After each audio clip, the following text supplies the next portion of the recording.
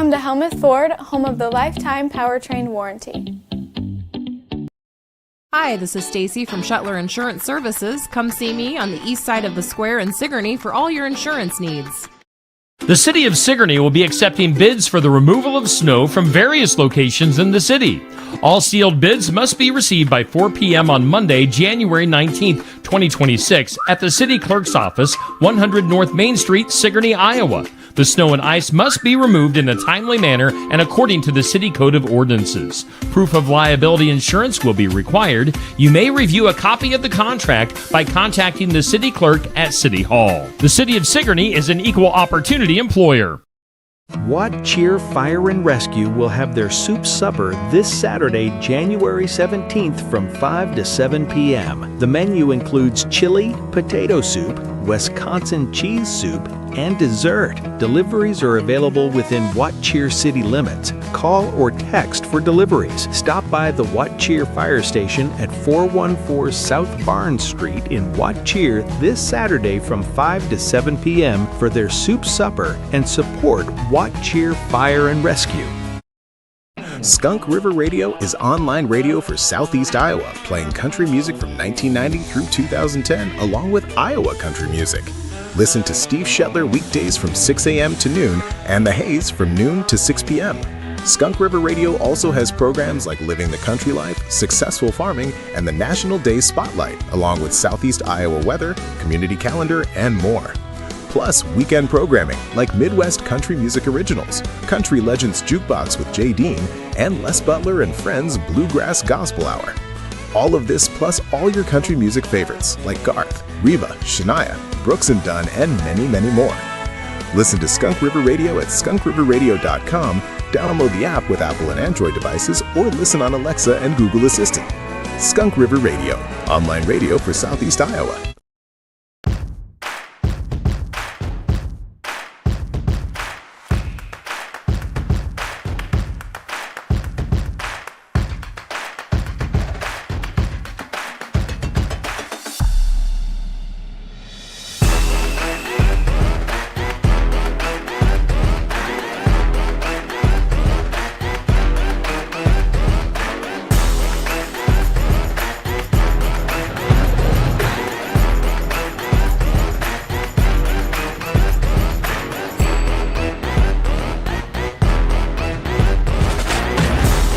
And welcome in. Time for high school basketball here on Steve Shetler Media Facebook and YouTube and Skunk River Radio Facebook. We are at English Valleys in North English, Iowa. Tonight on the road as Keota taking on English Valleys in girls and boys basketball. We do thank all of our Keota sponsors on board for basketball this year. Jennifer Fagan at Neighbor Insurance, Lifetime Dental, Sheets Chiropractic, Oski Dental, Vidito Inc., We Care Pediatrics, Sigourney Motors, Libertyville Savings Bank, Essence of Life Hospice, The Gym, Shuttler Insurance Services, Helmuth Ford, Skunk River Radio, also B&C Repair, and Clean Source. A whole bunch of people supporting these Keota Eagles and their basketball season. Again, we're in English Valleys tonight, North English, Iowa. We are right beside the pep band tonight, guys. Hopefully you got your earphones cranked up. As usual, the voice of the Eagles is Andy McGuire, and we've got Curtis Vanderwall along for the ride tonight as well. Andy and Curtis, what do we got? Well, we got the Eagles soaring into this Bears den on a big win last night. Curtis, the Eagles knocked out Moulton Udell at a score of 64-6 in favor of the Eagles. Belle Plaine had a nice big win too. They played Belle Plaine and got the win 39-13. These are two teams that are atop the Sickle class with English Valley at 8-4, 6-3 in conference play, and the Keota Eagles 10-3 overall, also 6-3 in that South Iowa Cedar League. Curtis, what do you think we're going to see tonight? You know, that's a great question, Andy, and I wish that I knew the answer. I know that I saw last night's score, and I thought that maybe that was a misprint, but you were able to confirm to me that was not. So I think one of the big stories here for English Valleys anyway is how are they going to react to one of their leaders being out for this game, 10 points, a rebound, and an assist that we're going to be missing they're going to be missing on that side of it. So hopefully Keota can take advantage of it and pick up right where they left off last night. Right, we have some sensational sophomores playing tonight.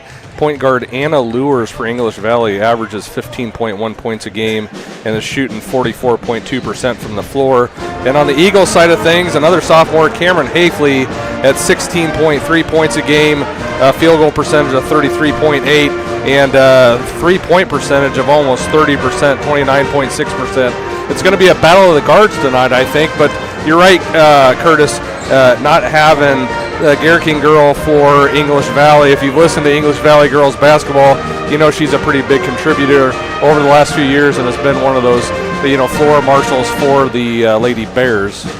Yeah, I think she if everything that I understand is correct, she's quite the athlete in many sports, and she'll certainly be missed tonight. But again, that's why we don't play these games on paper. That's why we play them in the gym, and I'm excited. I've really come to really enjoy the 1A basketball this year, and I look forward to this matchup.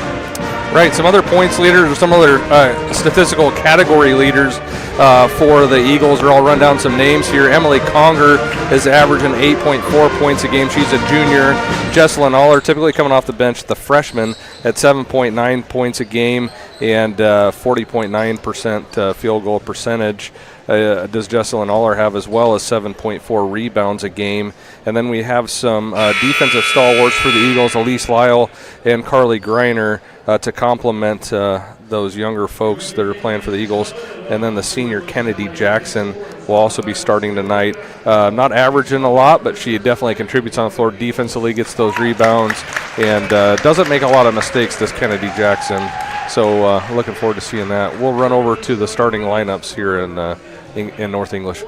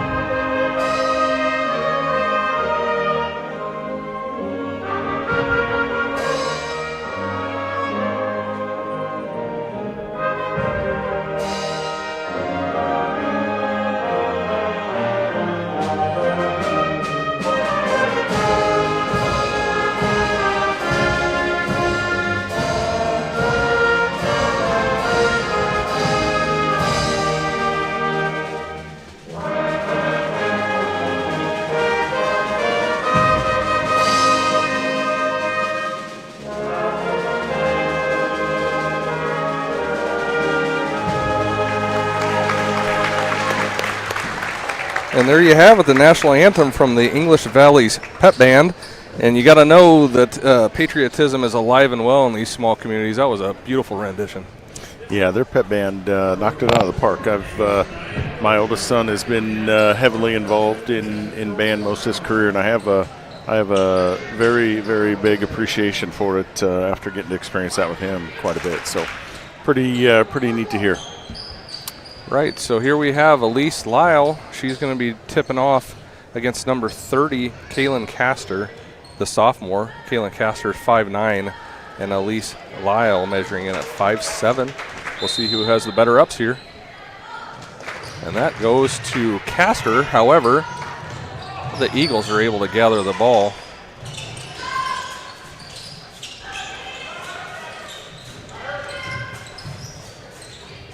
Emily Conger outlets to Kennedy Jackson, but she travels first. Looked like the Bears came out kind of almost a, gosh, was it a 1-3-1 or a 1-2-1-1 zone there? So it'll be interesting to see how that develops as the first half continues here.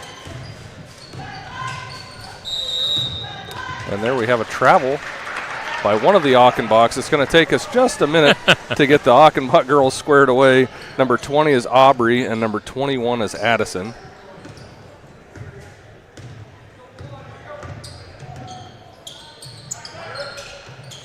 Cameron Hafley on the far side of the court takes the ball and puts the first points on the board.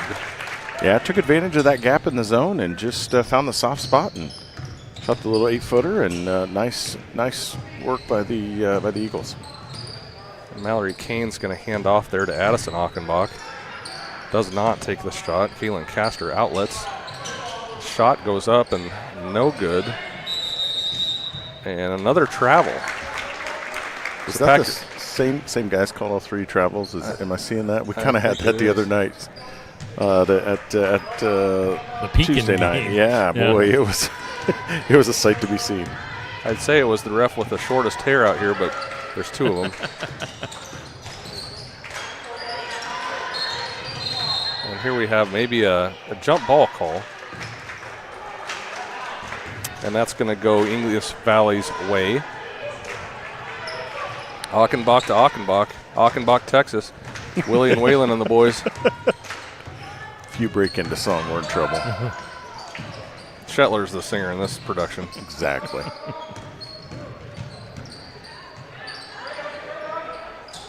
And here's Anna Lure. She's going to take a shot and no good. But they're battling for the rebound under there. Bodies are hitting the floor. That's another Steve Shetler selection. Let the bodies hit the floor. Achenbach to Achenbach. Fumbles it. 6-7 says the ref.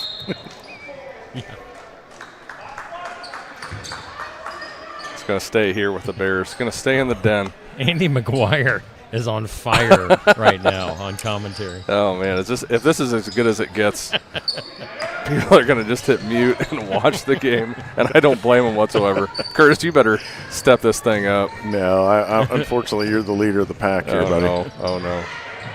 All right, there we go. Elise Lyle with a rebound, and the Eagles are out and running momentarily, but here we have Cameron Hafley, top of the key. She's going to bring it near side. Emily Conger thinks about shooting. Not there for her. She puts the ball up. Gathered up by Lyle. Outlets to Hafley. Top of key. Hafley goes away from the screen. Looking to pass. Ball's tipped out of bounds by Kaylin Lown. Going to stay with the Eagles, and we're going to have a substitution here. Jesselyn Aller checking in, the freshman. I mentioned her in the pregame. Carly Greiner is going to sit down. Conger to Hafley. She's thinking about that long shot. Caitlin Clark range. And there's a foul called on Kaylin Castor. Yeah, Jackson had good position there and just tried to come through to tip that pass away and got the foul right away. One team foul for each team here. Here's Conger with an open look. She takes it and nails the three. Emily Conger from three-point range. Yeah, that was a well-designed play right off the inbounds there, and worked to perfection. 5-0 Eagles in 5.5 minutes in this first period.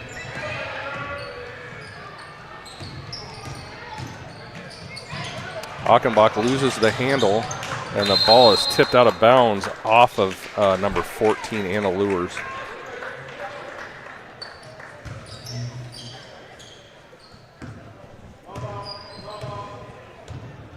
Cameron Hafley to Lise Lyle on the near side.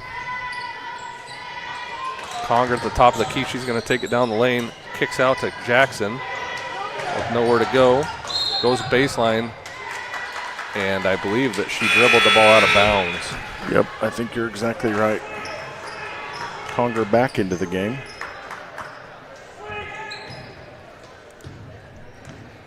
So we have Addison and Aubrey Achenbach bringing it across the timeline. And here's Anna Lures from three-point territory off the side of the iron, no good. Achenbach goes left, comes back right to sister Achenbach. Achenbach 1, Achenbach 2.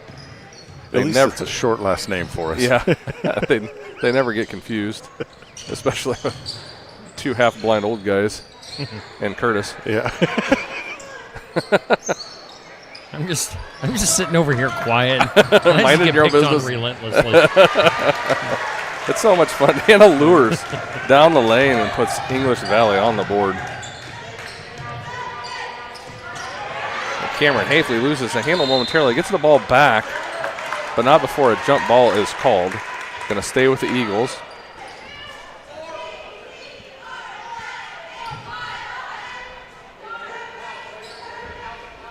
Emily Conger to inbound here. And Jesselyn Aller is wide open, looking to hand off here. Does so.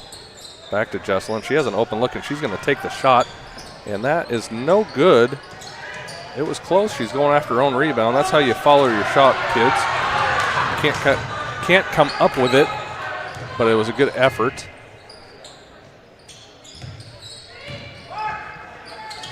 And here we have Anna Lures doing work on the block. Nothing there for her. Good defense from the Eagles. Mallory Kane was taking it down the lane, and there's a foul called.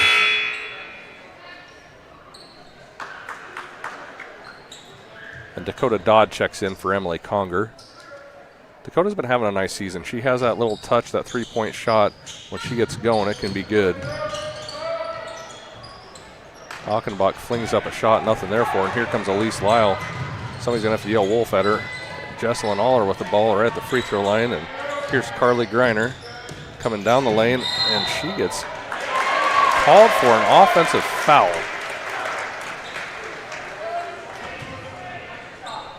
Coach Sprouse scratching the top of his head with a questioning look on his face.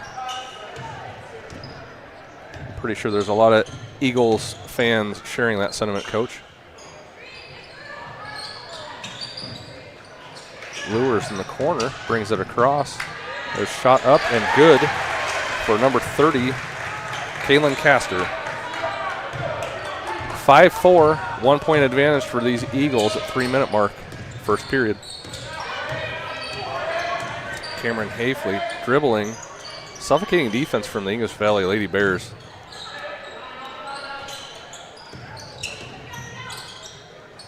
And there's Dakota Dodd firing that three, and there it is.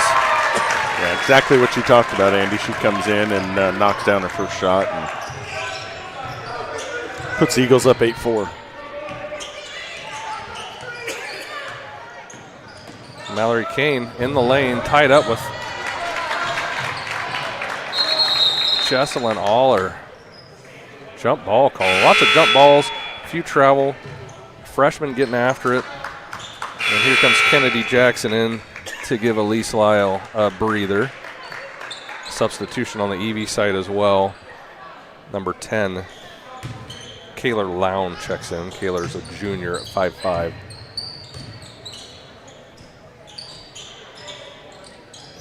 Anna Lures up top to Kaylin Castor. Over to Lown.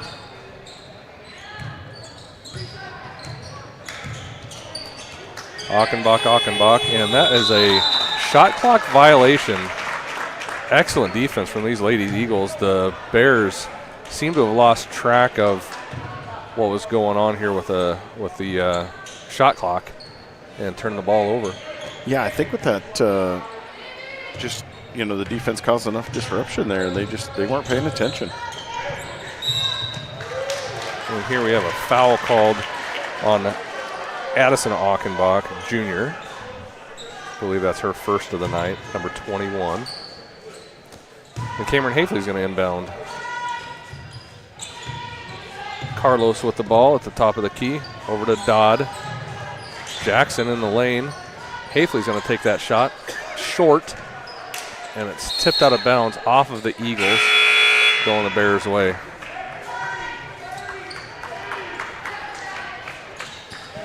And I'm not sure if they actually call themselves the Lady Bears.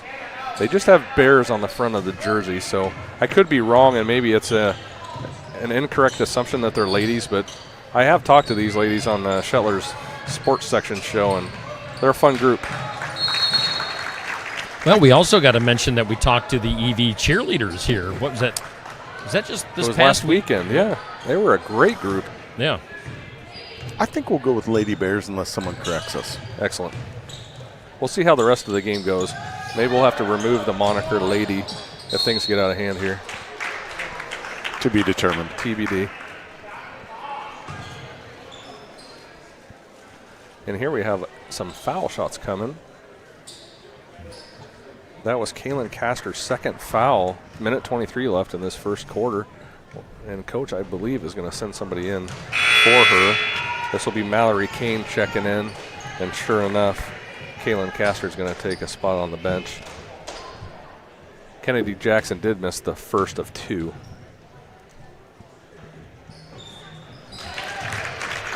But made the second.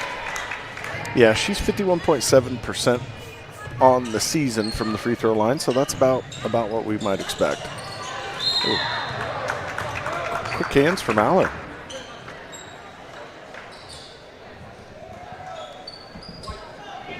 (9-4) minute 15, and Dakota Dodd is going to inlet to Emily Conger while Cameron Hafley gets a break. Carly Greiner. Eagles are in the bonus for the rest of the quarter. Carly to Conger. Dodd had the shot that she made earlier. Kind of want Dakota to take that one. And the Achenbach girl, number 21, Addison, is on the run. Blocking foul called on Carly Greiner. Looked like she might have been set there. Maybe I thought they'd give one back on that earlier call, but was not meant to be. Kind of 0 for 2 right now, for us anyway. Addison Achenbach misses 1 of 2. And just like that, Cameron Hafley is in, and Carly Greiner is going to get a break. And unfortunately, her second one with that charge, so Coach wants her to take a break here for the rest of the quarter probably. And Addison Achenbach makes the second, so that puts the score at 9-5. Not the hours that Shetler works. Ooh. That's an over and back call. A little mental lapse there.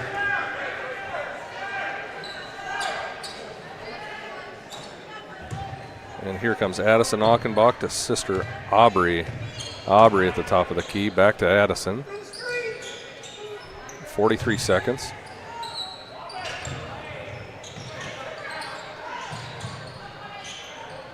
Partially blocked. Ripped away by Jesselyn Aller. 30 seconds here. Shot clock's off. The Lady Eagles can take the last shot if they like it. Kennedy Jackson in the corner. She tries going baseline. Nothing there for her. Feed. No good for Jesselyn Aller, but we're on the floor here. Cameron Hafley gets across to the ball. And there is some pushing and shoving, but nothing is called. Going to stay with the Bears. And Mallory Kane was over on the sideline. The ball goes out of bounds. So here comes Addison Achenbach to inbound. And Emily Conger steals the ball. Outlets to Cameron Hafley. 8 seconds. 6 seconds in the lane. Off of glass, but nothing there for her. 2 seconds. And a shot is not going to get chucked up. So these Lady Eagles take the lead into the break between quarters. 9 for the Lady Eagles and 5 for the Bears. And we do thank Jennifer Fagan at Neighbor Insurance for sponsoring that first quarter that seemed to fly by. Let's hear from some sponsors. We Care Pediatrics, located at 122 South Main Street in Sigourney, offers a wide range of medical services, focusing on preventative care, diagnosis, treatment, and management of various health conditions. We prioritize patient comfort and care, aiming to create a welcoming and supportive environment. We Care Pediatrics is open Monday through Friday from 9 to 5 each day, and they're accepting new patients. Get more info at wecare-pediatrics.com or on their Facebook page. Sheets Chiropractic and Wellness at 405 East Jackson Street in Sigourney is excited to serve Sigourney and the surrounding area with the most current chiropractic care. Call to set up an appointment at 641-622-2227. You can also visit their website at sheetschiro.com or find Sheets Chiropractic and Wellness on Facebook for chiropractic care, spinal decompression therapy, and a variety of nutrition supplements. See Sheets Chiropractic and Wellness in Sigourney. Hey, we're coming back to English Valleys High School, Keota and ED basketball going on. And Andy McGuire and Curtis Vanderwall had the call of the game, guys.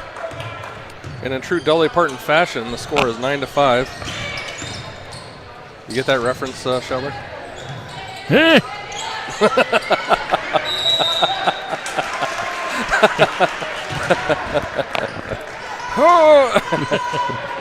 That was a response, not a strain. He's not lifting something heavy. He's okay. You woke me up from a nap over here.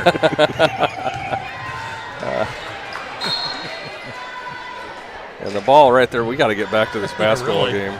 The ball was tipped from Cameron Hafley out of bounds. And here we have Aubrey Achenbach with the ball, taking the ball left. Addison Achenbach at her feet, picks the ball back up. Trying to run a little weave are these Bears. Mallory Kane falls on the floor, and Cameron Hafley ties it up. Another jump ball. Stays here with the Bears, but the Eagles get the arrow for the next jump ball. I think there might be one coming. With the Bears. I don't know if you guys saw, but one cool thing that English Valleys is doing is selling old jerseys when you come into the gym tonight. So that's kind of neat. Yeah. Some throwback EV stuff. Worth noting, Addison Achenbach just drained the three, brought the Bears within one, 9-8. That wasn't a foul or a tie ball. Cameron Hafley dribbles, looks lane. Nothing there for it. Outlets to Conger. Conger goes down the lane, puts the ball up off the front iron, and draws the foul. It's going to be shooting Emily Conger. Foul's called on Kaylor Lown, her first of the night.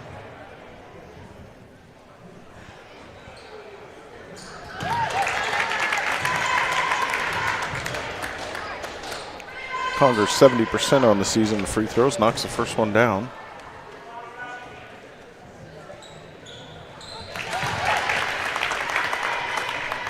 And the second one as well. 11-8, Eagles. Cameron Hafley called for the hammer on the arm.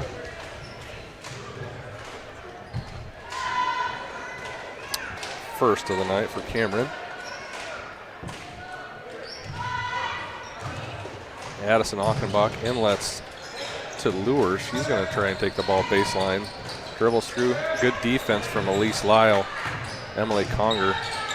Garden Achenbach. Cameron Hafley. Garden Achenbach. Ball comes across. Mallory Kane. And that ball is turned over. Addison Achenbach trying to pass to Aubrey, and the ball is out of bounds right in front of Coach Sprouse for the Eagles. 6:20, second quarter. Emily Conger inbounds to Cameron Hafley.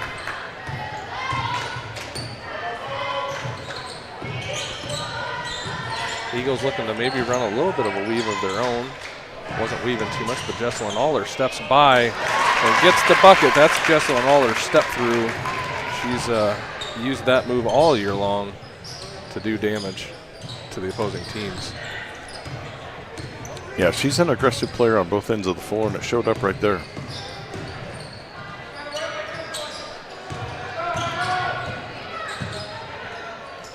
Ball was blocked by Aller. And there's another jump ball. This is going to be, it has to be almost a record for jump ball tie balls in half a sickle basketball this year. We've got to be getting close to double digits. I would think so. Dakota Dodd checked in for Emily Conger there. Not to harp on that issue, but that seems to be the case in all the games that we've been doing here on Steve Shetler Media. Just tons of jump balls. Speaking of aggressive, there goes Jesselyn Aller. Absolutely slicing down the lane. Yeah, she just took it up on herself, went right around the defense and right to the basket. Very, very good looking execution there. She's trailing, and that is Addison Achenbach being aggressive in her own right. And here's Cameron Hafley firing a shot. That's a drained three from Cameron. 18-10, Keota Eagles, and Coach Montross says, I've had enough, we need to take a bit of a break. And that's what we're going to do too, right? We'll do that as well. Libertyville Savings Bank is family and employee owned and operated. We've been loving our small towns since 1901 and have 50 team members who are actively involved in their communities. We are proud to serve our ag customers with 7 ag lenders who are farmers themselves. They make fast, local credit decisions and are tremendous supporters of our local 4-H and FFA groups. At Libertyville Savings Bank, we kick ag.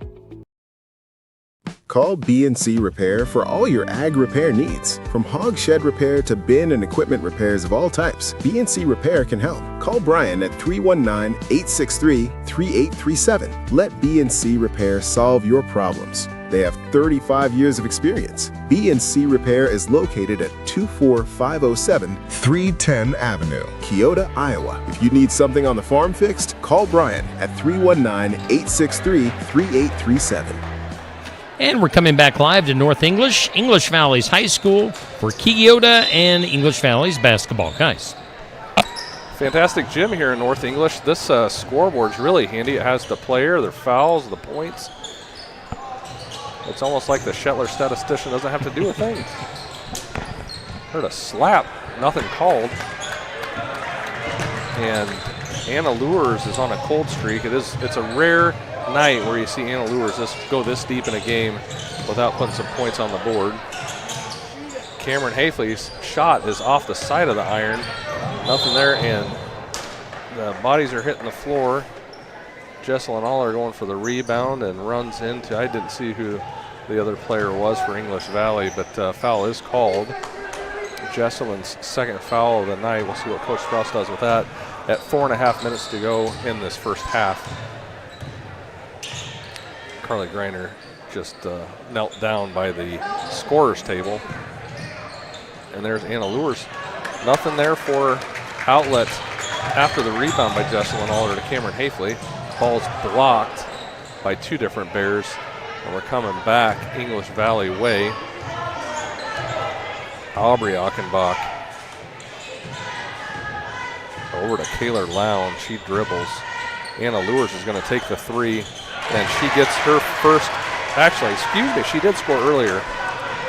So disregard my previous comment about how late we've gone in the game, because she did score, but she definitely scored on that one.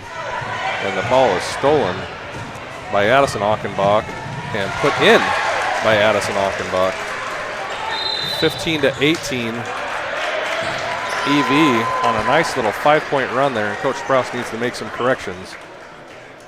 Sponsor time. She cares about her patients enough to give her time to them. I mean, that says it all. Like, her heart's really in it. I just wouldn't hesitate to come here and give them a chance. I think from the moment you walk in, you'll see that it's different, and you'll feel that it's different, and they have your best interest at heart, and you'll get the best care. And what a gift that we have this here in Southeast Iowa in Sigourney. It's pretty amazing. Definitely would recommend them.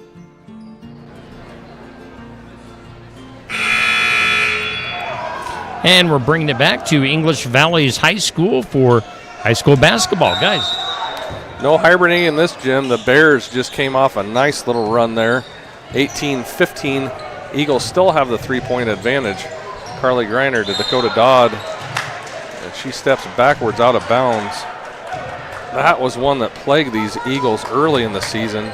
Just kind of the drifting back. I don't know if that's an attempt to try and get some separation or what, but just a bit of lack of floor awareness there.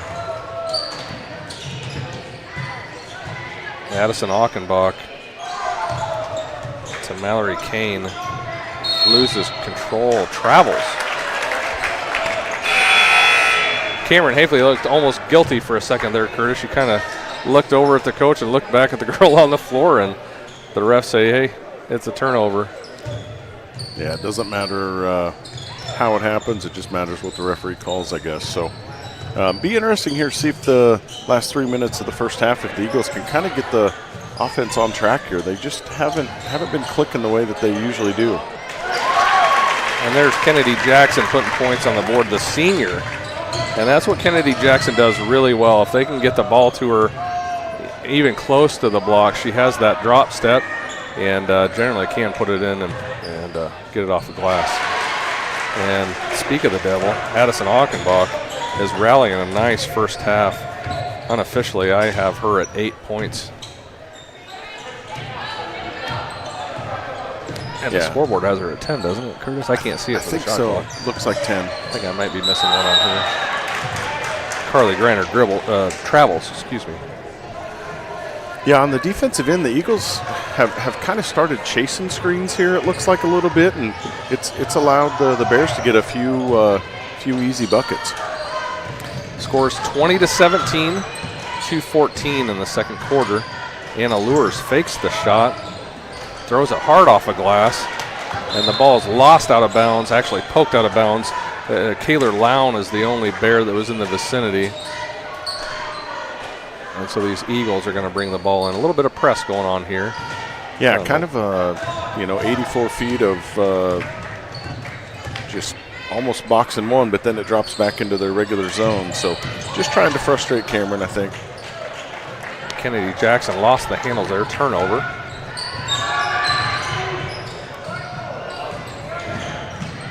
Mallory Kane hands off to Anna Lures. Achenbach. To Achenbach. Addison has the ball right now. Over to Anna Lures, guarded by Carly Greiner. Aubrey Achenbach takes the ball in and off a glass. Gets the shot to fall. 19 Bears, 20 Eagles. Hafley to Conger. Conger at the top of the key. Over to Jackson. She's going to take the shot. And it's good. Kennedy Jackson knocks down the 2-point field goal. Had a foot on the line. I was waiting for that to get posted before I commented, but I was pretty sure she did have at least 1, maybe 2 feet on that 3-point line. Yeah, definitely a long 2 there.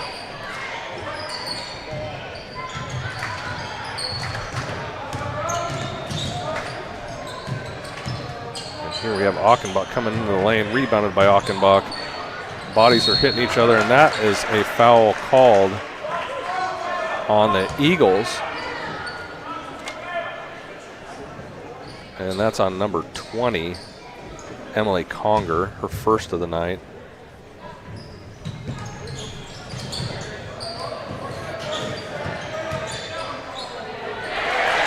And there's Anna Lures working that low post.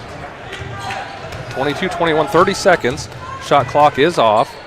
The Lady Eagles can hold for last shot. Emily Conger drives in and is tied up by Anna Lures. And possession arrow goes to the Bears with 20.8 seconds in this first half.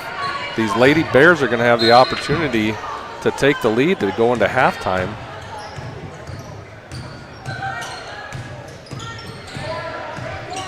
And here comes the Lady Bear weave. Emily Conger going for the steal. Bodies are all over the floor. Achenbach takes a shot. That's going to be long. And that's going to be a foul called on Kennedy Jackson. Did a nice job coming across the lane. Fundamental mistake. They're going to call that every time where she leaves her feet and gets into the body of Kaylor Lown, who's going to be shooting 2 free throws here. Makes the first. Ties the game.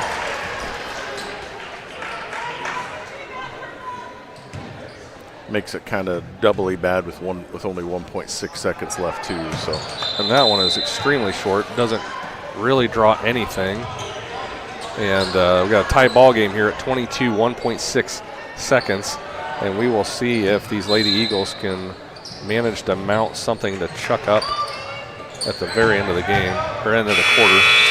And nothing there for her. So we have a 22-22 tie here in North English at the Bear Den, where the Bears did not hibernate, especially in the second half of that second quarter, where they had fallen to 18-10.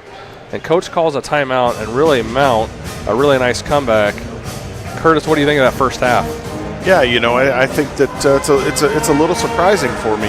Keota just seemed to be a touch out of sorts on the offensive end, and then seemed to start chasing screens on the defensive end, and let the Bears back into the game, and they tied it up at half. Well, guys, we will be picking our, our Sigourney Motors player of the game at the end of this game, at each of the girls and boys games. Also, want to remind our viewers that tomorrow morning we'll have these Keota Eagle ladies in on the sports section at 8 a.m. tomorrow, along with the Montezuma boys basketball team and Ottumwa girls. AJ Johnson is our guest host tomorrow, so tune in tomorrow for the sports section live at Barnwired.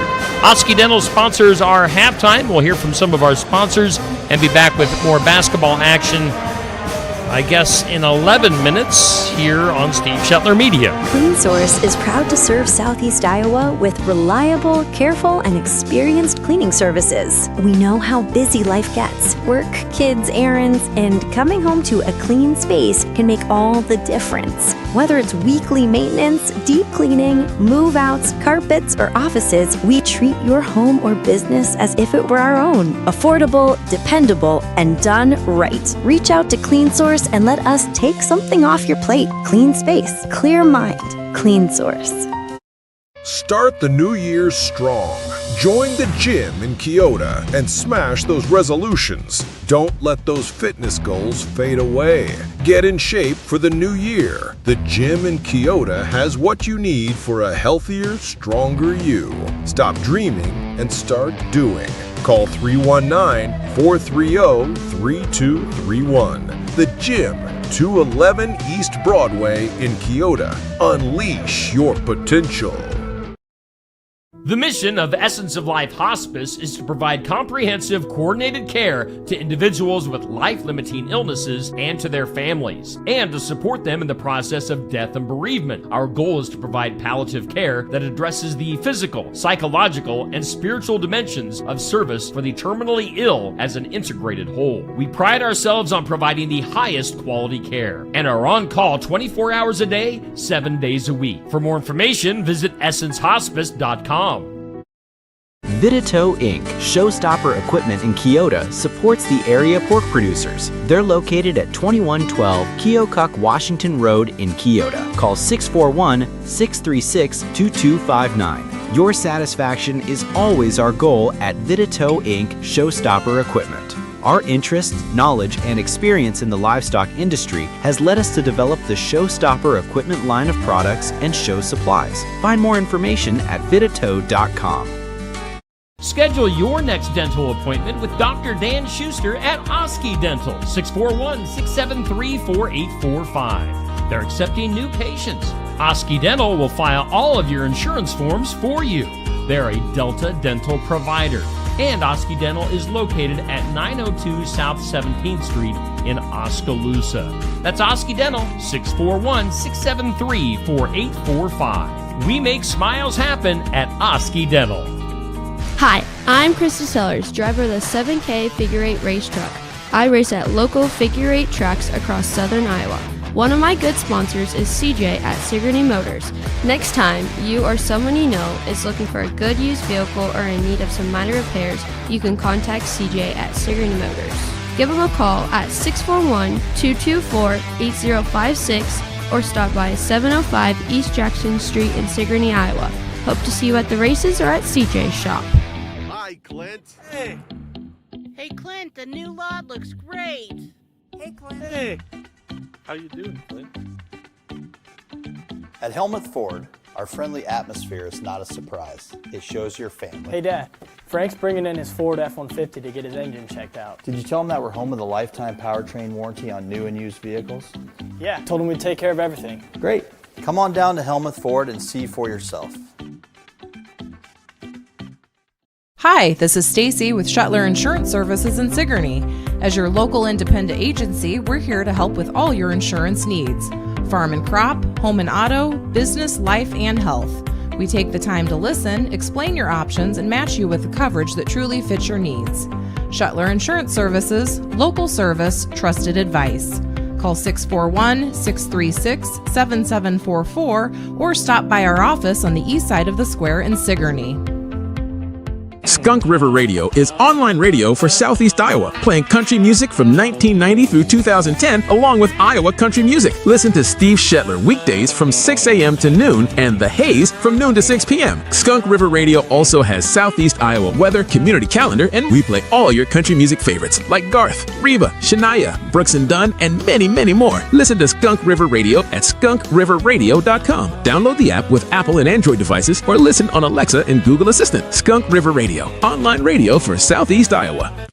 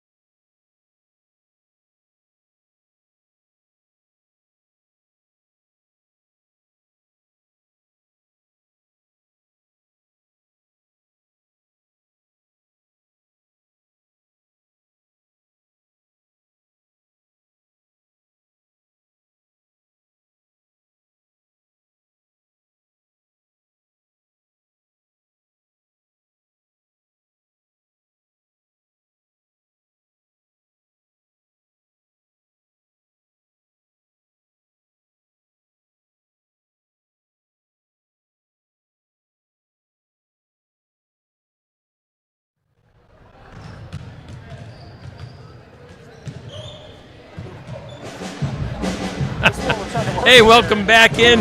We've got about a minute 20 before we get back into the action here. We're at English Valleys High School in North English, Iowa on a Friday night. Keota and EV doing battle, the Eagles and the Bears. We do thank our Keota basketball sponsors, B&C Repair, Clean Source, Jennifer Fagan Neighbor Insurance, Lifetime Dental, Sheets Chiropractic, Oski Dental, Vidito Inc., We Care Pediatrics, Sigourney Motors, Libertyville Savings Bank, Essence of Life Hospice, The Gym, Shetler Insurance Services, and Helmuth Ford. Guys, we've got a tie game at the half, and about 44 seconds here before we get to the second half.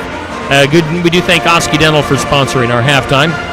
What do you think heading into the second half? Well, like you say, a tie ball game, 22 apiece, and there were 3 Lady Eagles that had scored 5 in that first half. Cameron Hafley, Elise Lyle, and Emily Conger all had 5 apiece, and Jesselyn Aller dumping in 4. Dakota Dodd knocked down that 1-3. It must have been good luck that I was shouting that out, but excuse me, it wasn't Elise Lyle, it was Kennedy Jackson with 5. So Cameron, Kennedy, Emily at 5, Jesselyn Aller had 4, Dakota 3, and we're getting ready to fire this thing off. And Cameron Hafley is going to be the one to tote the rock. Elise Lyle comes back across the lane, loses the ball momentarily, and Emily Conger picks up. Carly Grainer back to Conger. Hafley looking for something open. 14 seconds on the shot clock. Patient possession here for these Lady Eagles. Elise Lyle in the lane, kicks out to Greiner, back to Conger. 5 seconds on the shot clock. Somebody's going to have to shoot it, and there is Cameron Hafley to do so. Off the mark and rebounded. Kaylin Castor's back in the game. Kaylin had 2 fouls in that first half and sat a fair amount, but she ended up getting the rebound. And Mallory Kane brings the ball across to Addison Aukenbach, who led all scorers in that first half with 10. Hands off to Aubrey, who fires the 3-point shot. And the Bears take the lead at 25-22 over the Lady Eagles.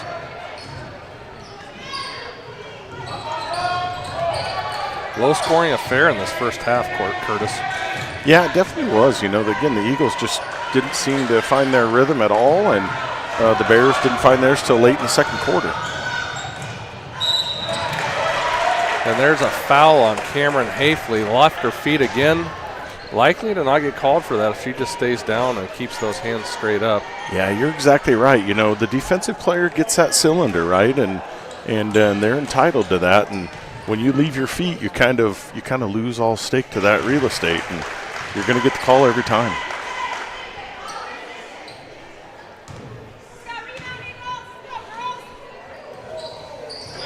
And there's both free throws made from Aubrey Aukenbach. 27-22, 5-point advantage for Lady Bears.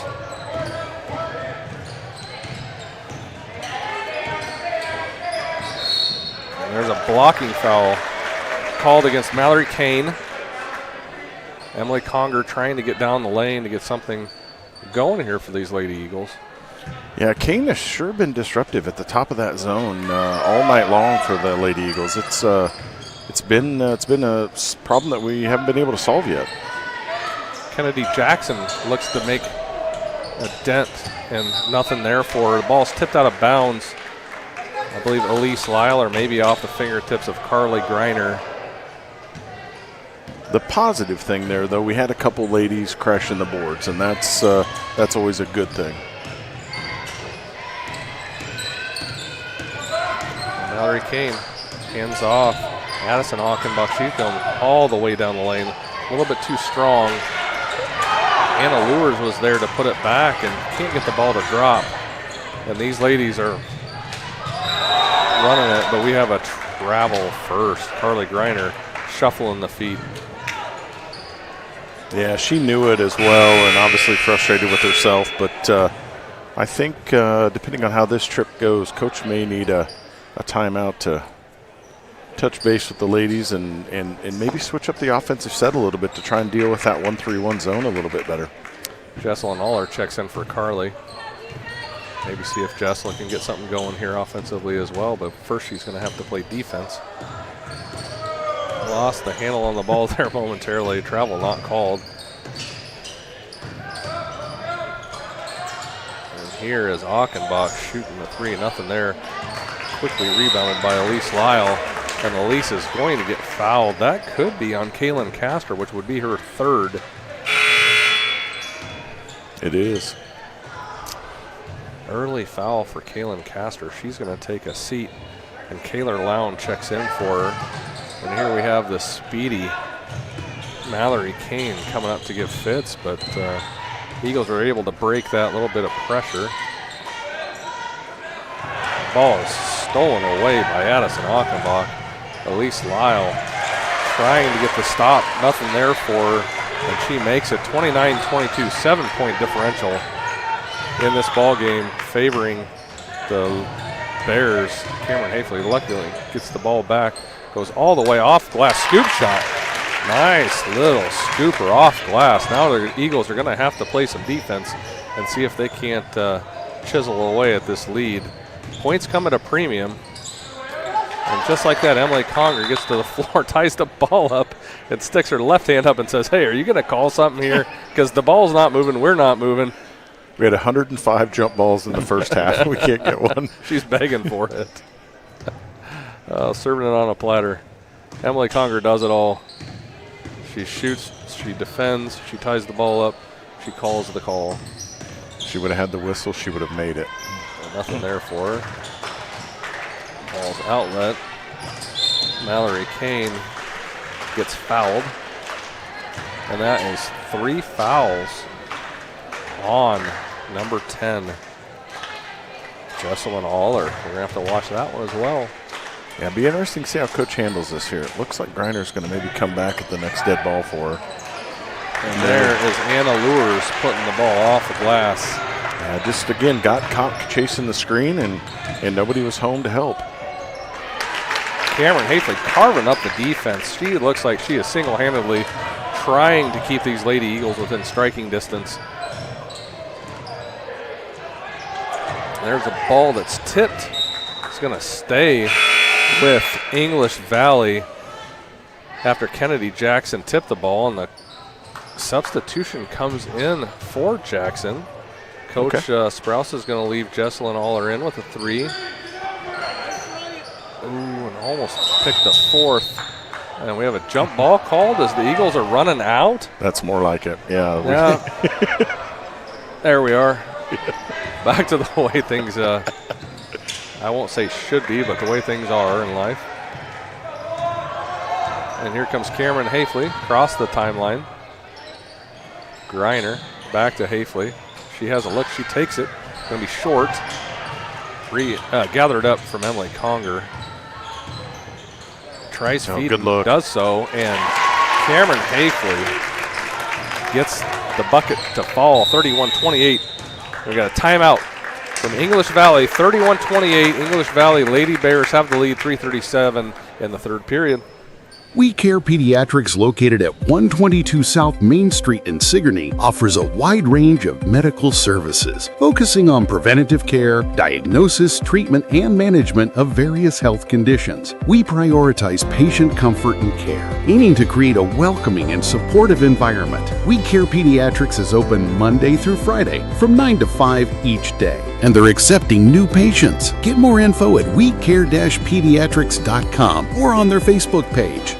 And we thank all of our sponsors. Shuttler Insurance Services sponsoring this third quarter, 31-28 in favor of the English Valley's Bears. And we'll take it back to Andy and Curtis.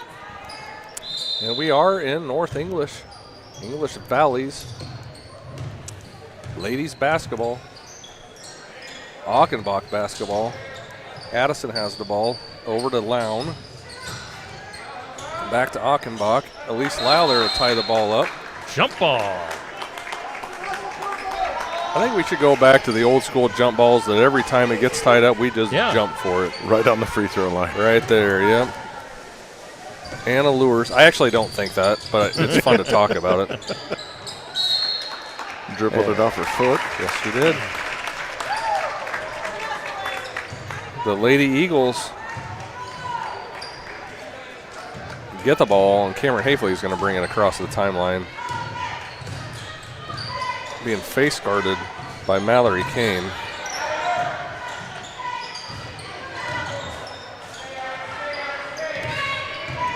There's Carly Griner dribbling.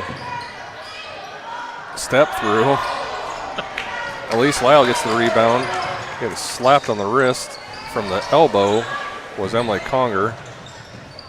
And the ball is going to be tipped out of bounds off of Elise Lyles coming back English Valley's way.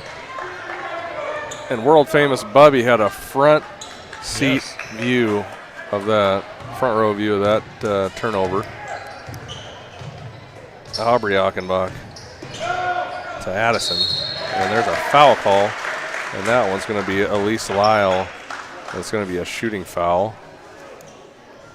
3 team fouls on the Keota Lady Eagles. And that's Elise Lyle's first foul of the evening.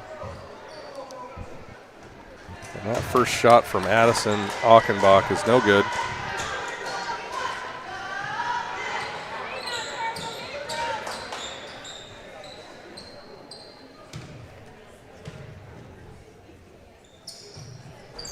Second shot is off front iron. Carly Griner rebounds the ball. Brings the ball up the court over to Cameron Hafley. Hafley goes right. Over to Lyle. Lyle goes baseline. Nothing there for her. Kennedy Jackson to Dodd. Dodd's open. Cross to Lyle. Dribbles into pressure. Here comes Cameron Hafley with a step through. And gets the shot. Euro step. Yugoslavian step. Maybe some NBA action there. Kaylor Lown has the ball in the corner. And here we're going to Achenbach. And there's a foul from Carly Griner. It was great help because we got caught chasing the screen again, and she tried to help out, but just got enough of the offensive player to draw the whistle, unfortunately. That's her third. And there's Anna Lures not able to connect, and we have a foul. I believe this one's going to be on Elise Lyle.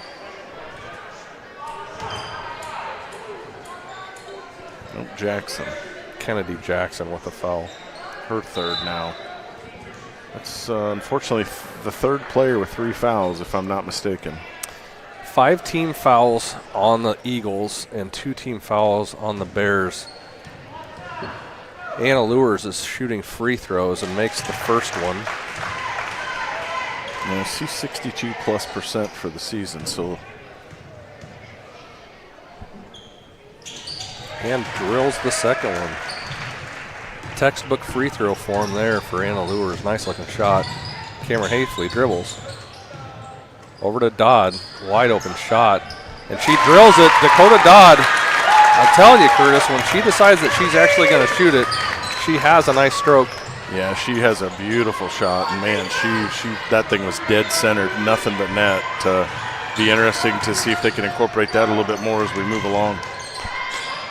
Kaylor Lown up to Addison Achenbach. Trying to get a post feed here. And we're going to stay on this end of the court.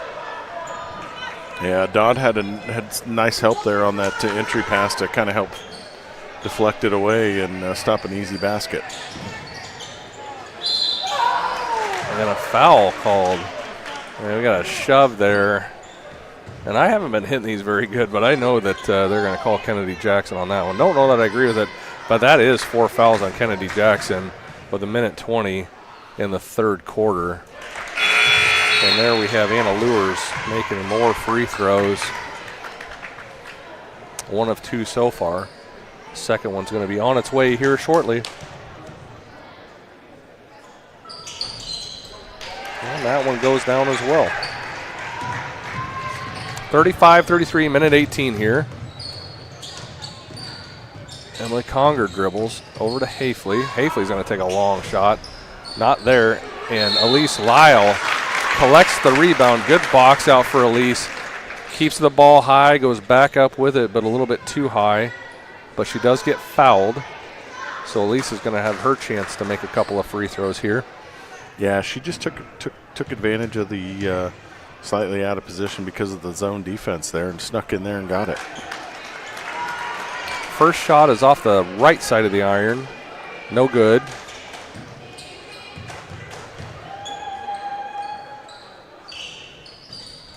Second shot collects back, but drops in for Elise Lyle, her first point of the game.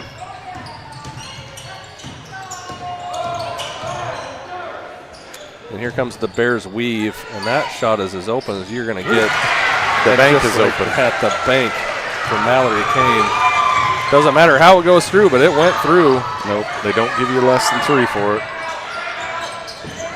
Skip pass from Dodd to Conger. Conger drives, steps by. Gets the ball to drop, but gets called for the travel first. 38-34, 38 seconds. There's about a 3-second differential between the game clock and the shot clock. And there goes Achenbach, a little bit too strong. Carly Griner collects the ball, and I believe they're going to get English Valley on a foul here. White number 20, the referee says. And that's Aubrey's second foul of the night, Aubrey Achenbach for EV. 27.8 seconds here, 38-34 is the score, and the Bears have the lead.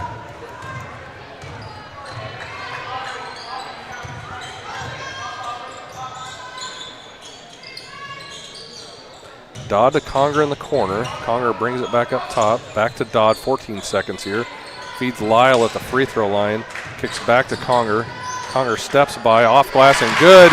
Emily Conger puts the ball into the basket.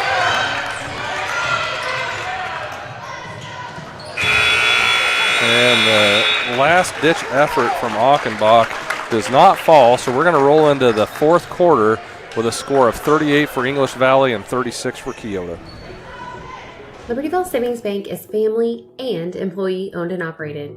We've been loving our small towns since 1901 and have 50 team members who are actively involved in their communities.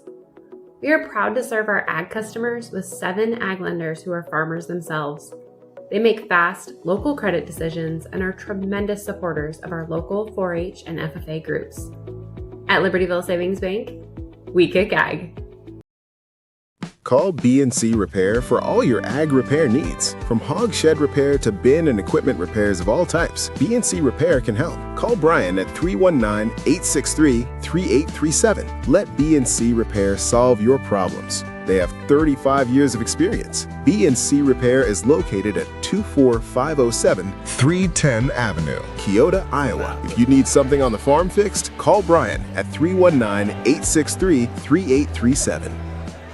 And coming back to English Valley's High School, we've got Keota and EV basketball.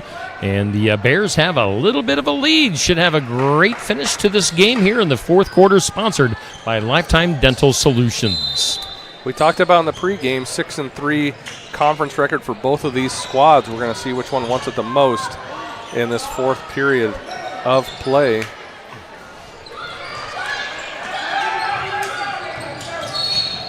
And we have a blocking foul called here. So Elise Lyle's trying to take it down the left side of the lane. Nothing there for her, but she did get tripped up a little bit. So Cameron Hafley is going to have the ball to inbound here. Look for a play coming maybe right back to her. Over the top to Carly Griner. Hafley's going to fire off the front iron, no good. And the Achenbach duo is running. And that shot is made by Aubrey Achenbach. She kind of dropped her shoulder. And I think it was Emily Conger. Cameron Hafley's going to fire another three. That one's going to be short as well. I'd really like to see her follow her shot. And a foul is called on Cameron Hafley.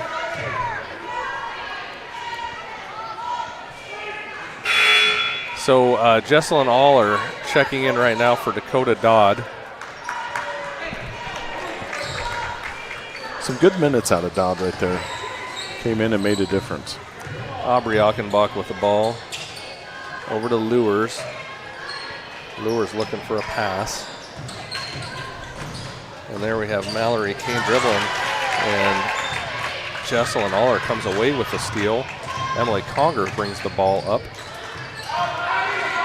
Collects back to Cameron Hafley. There's Jesselyn Aller looking to outlet somewhere. Cameron Hafley dribbles. Feed. Carly Griner down low, and Carly puts it up and off a glass. Yeah, Carly Griner, first points of the game.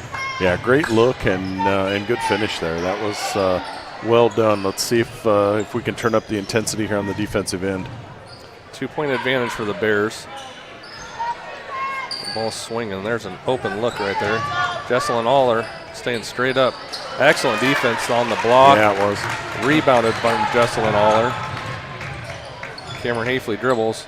Passes across. Turnover. Emily Conger can't get her hands on the ball. And here's Achenbach. Ball is lost. And we have a foul called. And the entire Keota crowd is all on feet. That was an interesting call, that's for sure. And the ref and the coach are conferencing. And here's 2 foul shots. Addison Achenbach makes 1 of 2. And Dodd checks in for Cameron Hafley.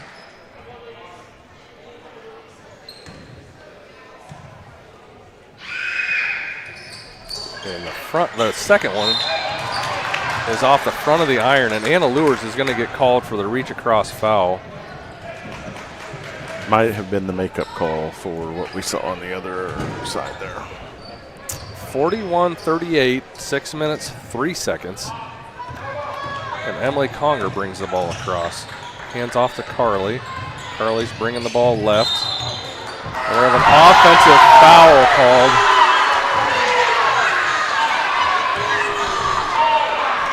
Yeah, moving screen call. I think that one's on, that's number 14. So that's getting called on Kennedy Jackson, just her second foul. 41-38, 5:54 to go here. Getting a little rowdy in the gym tonight. A handful of these fans are not liking the calls. And just like that, Kaylor Lown knocks down a 3-point shot for the Bears, 44-38. And there you go, Curtis. That's the makeup call. Yeah. If such a thing exists, they would never do something like that. No, that is not a true thing at all. I haven't seen it at every level of basketball I've ever been involved in. Or that would be a breach of integrity. That's right. You know what? That'd be a good slogan for Shuttler's show. The breach of integrity. Carly Griner. Draining. Wow. 3. 44-41. Eagles need a stop. 5:25, fourth quarter. Emily Conger giving some chase there. Dakota Dodd steps out. A little bit out of control here. Eagles need to keep the composure. Bears are fine to run a little clock down. And here comes Addison Achenbach. She's going to take it. Off glass, no good. Elise Lyle can't get her hands on the rebound. And there's Aubrey Achenbach. Too long, nothing there for her. And that is going to be a travel call. The fans don't want to hear it, but I think that was the right call, unfortunately, there. It's just a situation where just needed to dribble and probably would have been okay.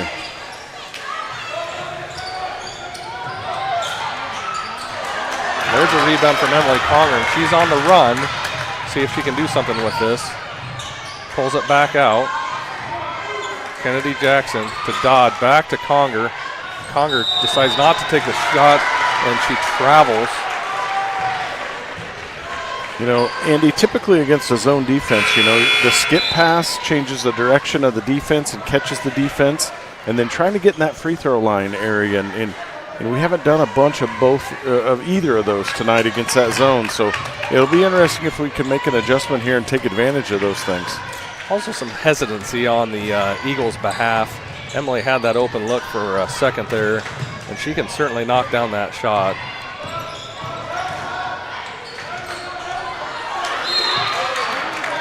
And now they're calling the fouls.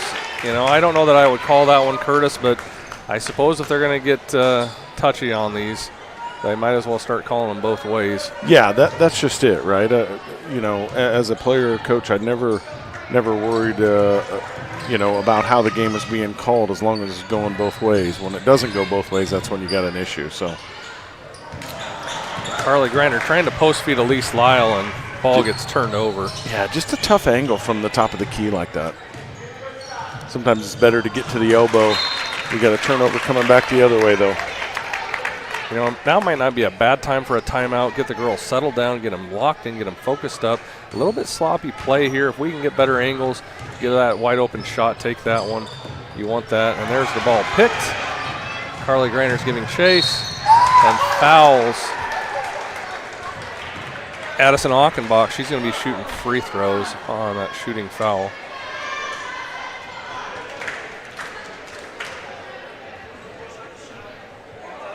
We're going to have a couple of substitutions coming in after this first foul shot.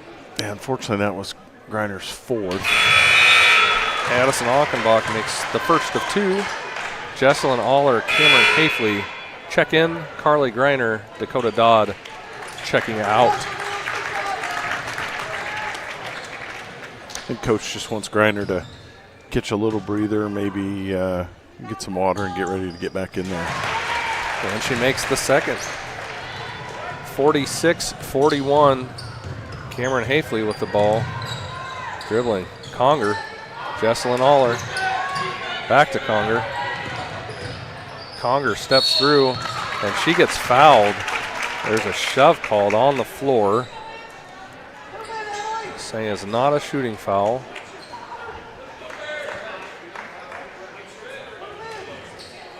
They're saying it was before the shot. Okay. Either way, I think she's going to be shooting anyhow. So Emily Conger is at the line, and that is Kaylin Castor's fourth foul. Emily's going to have an opportunity to reel it in a little bit here. And she makes the first, so that's 46-42. Coach gets a timeout here. Coach gets a timeout, 46-42. Shetler's going to take us to the Lifetime Dental, sponsor. we know a strong, healthy smile starts early. That's why we love seeing our little patients early in life to create positive experiences and healthy habits that will last a lifetime. With advanced training in pediatric growth and development, as well as orthodontics, we have the knowledge and expertise to help your growing child thrive. We have a simple goal: healthy children, healthy teeth, beautiful smiles to last a lifetime.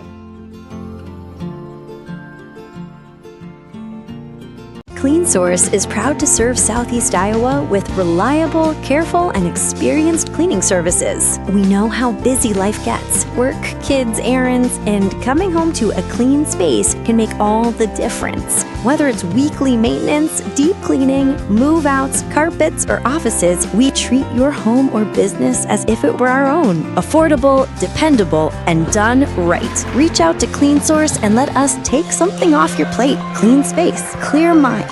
CleanSource. Coming back to high school basketball, and we do thank Lifetime Dental Solutions for being our fourth quarter sponsor. Got a good one going on here at EV High School. Got Andy and Curtis on the call. 3:37. Emily Conger is going to shoot her second foul shot and make it. So she goes 2 for 2 there. 46-43, 3:37. Fourth quarter. Bringing it down the stretch, Curtis. Yeah, here we go. Let's see what adjustments the Eagles were able to make at the timeout right there. And a foul call on Jesselyn Aller, trying to tie the ball up. Got to give her credit for getting that hand in there. They're liking to call these jump balls, and that is going to end the contest for freshman Jesselyn Aller, as that is her fifth foul. She ends the night with 5 points. And Carly Griner checks in for the fouled out Jesselyn Aller.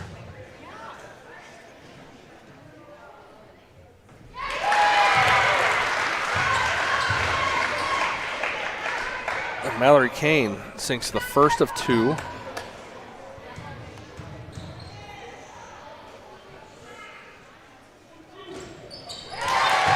And the second as well. Goes 2 for 2 at the line, 48-43. Still plenty of time here. Just need to run the offense and get good shots. Emily Conger weaves, and the ball is rebounded from Anna Lures and clears. And here comes Aubrey Achenbach.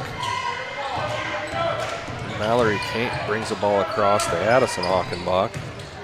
And that's her move. She goes down lane pretty quick and off glass. Anna Lures, nothing there. Got to give Eagles credit. They've really done a decent job of keeping Anna Lures in check. Cameron Hafley, another scoop shot. 48-45, one possession ball game. If these Lady Eagles can hold the Bears to an empty possession.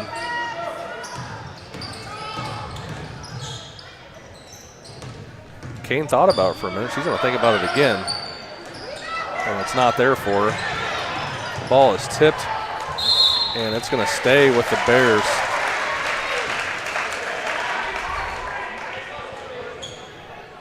Yeah, down the stretch here, we need to figure out the screening situation. We need to figure out how to help over or just switch every screen or something. We've got to do something different because this weave just gets us in a bad spot, and then they're able to run the curl just like that.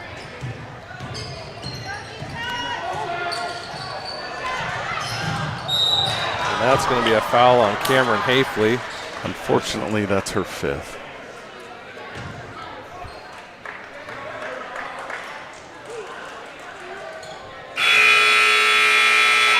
So we have two Lady Eagles fouled out for the evening, and Cameron Hafley is going to end her night at 15 points. Valiant effort here late to try and reel this game back in. Yeah, she really did. She kind of put the offense on her shoulders there this last quarter for sure, and you hate to see that. The fifth foul is always a tough one to get, but especially near half court there, it makes it even harder. So Aubrey Achenbach missed both free throws, and the Lady Eagles are not able to come down with the rebound. The Bears are, and so they're going to have another possession with this, and 1:52 to go here. Anna Lures loses the handle on the way up. Eagles doing a nice job not getting called for the foul there. The ball's moving here, and here's Emily Conger shooting three. It's not there for her. Dakota Dodd gets the rebound, kicks out to Conger, and it's going to stay with the Eagles. 31, 48-45, just a one possession game here. No need to get in a hurry, no need to be desperate. Run the offense, get a good shot. Jackson with the ball. Conger underneath. Elise Lyle has two chances to put the ball and can't get it done, and she does get fouled. So Elise is going to have an opportunity here to pull it within one if she can make both of these free throws of the 1:27 to go in the contest.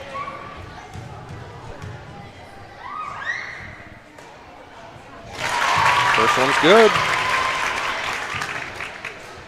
2-point game.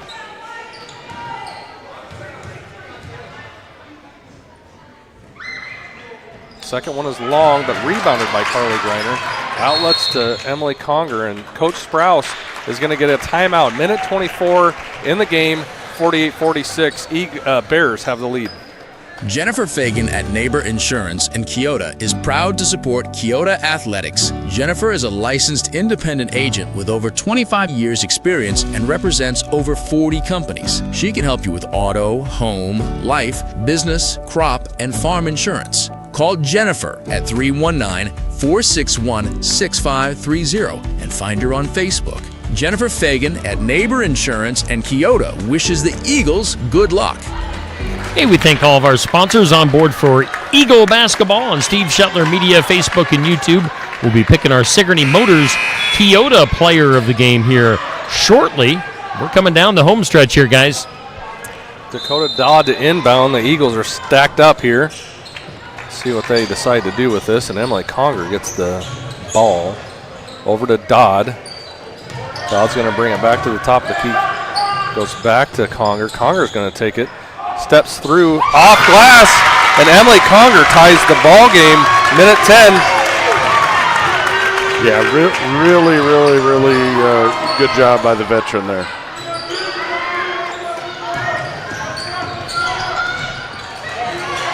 And the ball's on the floor, and the ball gets tied up. Possession arrow is going to stay with English Valleys. And Curtis, I don't know if you noticed it, but the Eagles did go to a zone right there. Yeah, they did, and they've kind of ratcheted up the effort here. So we'll see how it goes once they get the ball inbounded. 17 seconds on the shot clock, 50 on the game clock. Achenbach at the top, hands off to Kane. Kane kicks out to Addison Achenbach. She dribbles.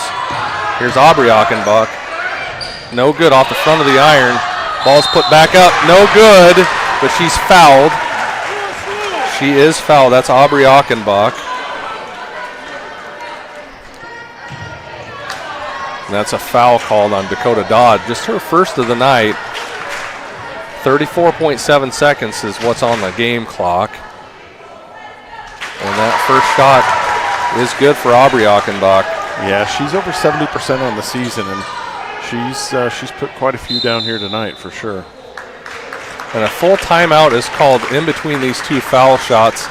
And so we have a score here, 49-48, English Valley with the lead and a chance to extend to 50 as we come back. Start the new year strong. Join the gym in Keota and smash those resolutions. Don't let those fitness goals fade away. Get in shape for the new year. The gym in Keota has what you need for a healthier, stronger you. Stop dreaming and start doing. Call 319-430-3231. The Gym, 211 East Broadway in Keota. Unleash your potential. The mission of Essence of Life Hospice is to provide comprehensive, coordinated care to individuals with life-limiting illnesses and to their families, and to support them in the process of death and bereavement. Our goal is to provide palliative care that addresses the physical, psychological, and spiritual dimensions of service for the terminally ill as an integrated whole. We pride ourselves on providing the highest quality care and are on call 24 hours a day, 7 days a week. For more information, visit essencehospice.com. And we're back as Aubrey Achenbach sinks her second. 50-48, 31 seconds. And the ball gets tipped and stolen away by the English Valley's Bears. The Eagles are going to have to get a steal here or a foul, and a quick timeout is called from English Valley with 23.2 seconds here. 50-48 is the score.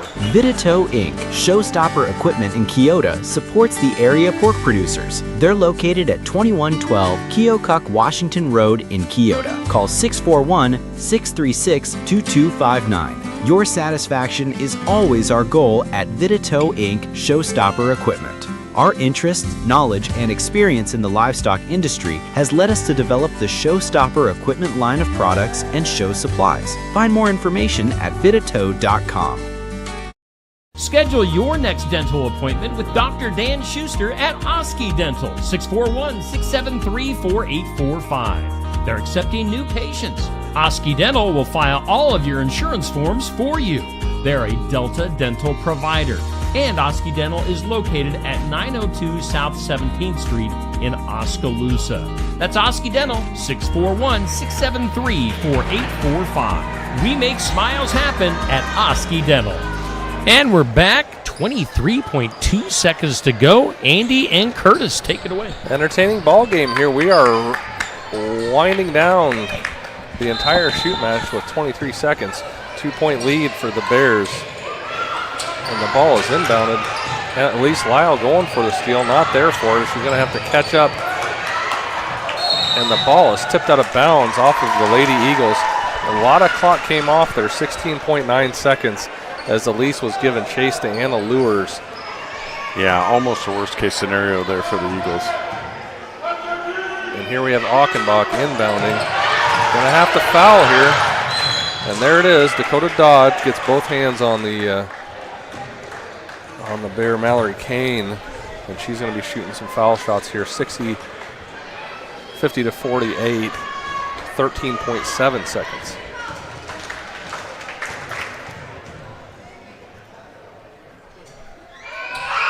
And Mallory's first climbs over the front of the rim. If she makes this one, it would be a two-possession ball game. And Coach Sprouse is going to take a timeout, 51-48, 13.7 seconds. Hi, I'm Krista Sellers, driver of the 7K Figure 8 race truck. I race at local Figure 8 tracks across southern Iowa. One of my good sponsors is CJ at Sigourney Motors. Next time you or someone you know is looking for a good used vehicle or in need of some minor repairs, you can contact CJ at Sigourney Motors. Give them a call at 641-224-8056 or stop by 705 East Jackson Street in Sigourney, Iowa. Hope to see you at the races or at CJ's shop. Hi, Clint. Hey. Hey, Clint, the new lot looks great. Hey, Clint. Hey. How you doing, Clint? At Helmuth Ford, our friendly atmosphere is not a surprise. It shows your family. Hey, Dad. Frank's bringing in his Ford F-150 to get his engine checked out. Did you tell him that we're home with a lifetime powertrain warranty on new and used vehicles? Yeah, told him we'd take care of everything. Great. Come on down to Helmuth Ford and see for yourself. Bringing it back to English Valley's High School. 13.7 to go in the game, and Lifetime Dental Solutions sponsors our fourth quarter. And Mallory Kane has the opportunity to put this a two-possession ball game. She fires and does so with 13.7 seconds. The Bears have a 4-point advantage, and Emily Conger is going to have to get a shot off quickly here. There's nothing there for her. She's going to have to shoot. Kicks it over to Dodd. Dodd shoots, and the ball is no good. And the game expires with a win for the English Valley Bears, 62-48 over the Lady Eagles. The Eagles moved to 10-4 overall, 6-4 in the South Iowa Cedar League, and the English Valley Bears moved to 9-4 overall, 7-3 in the Sickle Conference. Curtis, what are your takeaways from this one? Yeah, you know, to me, I hate to keep harping on it, but just a unsharpness at either end of the floor seemed to plague the Lady Eagles. Obviously not due to lack of effort necessarily on anyone's part, just things weren't going right on either end, and they battled hard, just foul trouble and those little miscues ended up adding up to be too much at the end. Yeah, I agree. Just one too many mistakes. They played hard. They had some good looks.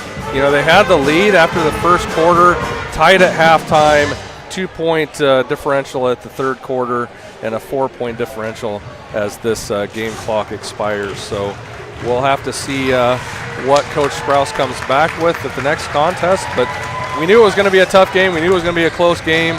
And they say that home court gives you an advantage, and the Lady Bears really played really well tonight. Yeah, you're exactly right. They did, and yeah, home court's definitely worth something, and they were able to overcome, Ava Gurking being out tonight, and they got the nice home conference victory.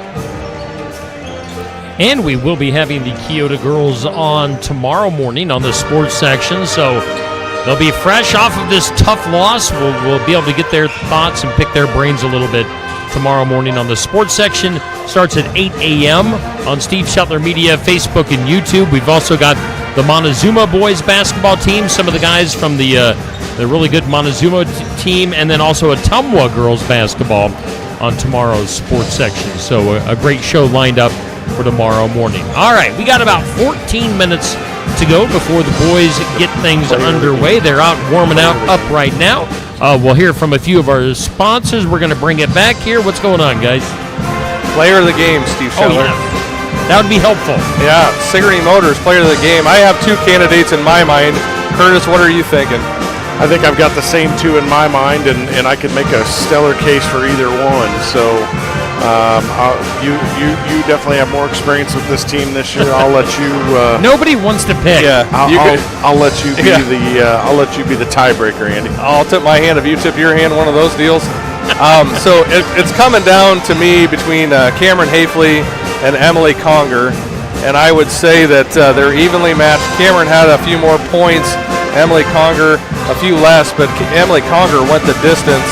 If I'm battling the two out, if I'm hanging between these two, I'm going to go with Cameron Hafley because I frankly think that midway through that fourth quarter, she put the team on her back and kept it as close as she did. Without her doing that, I don't know that we're even at a 4-point ball game. I really wish Emily could have pulled the trigger there at the end. She had a lot of coverage. She had a lot of hands in her face. I understand that. For me, my vote's going to Cameron Hafley tonight. Yeah, I agree, and I definitely had Conger as the second pick there, and it's you're right.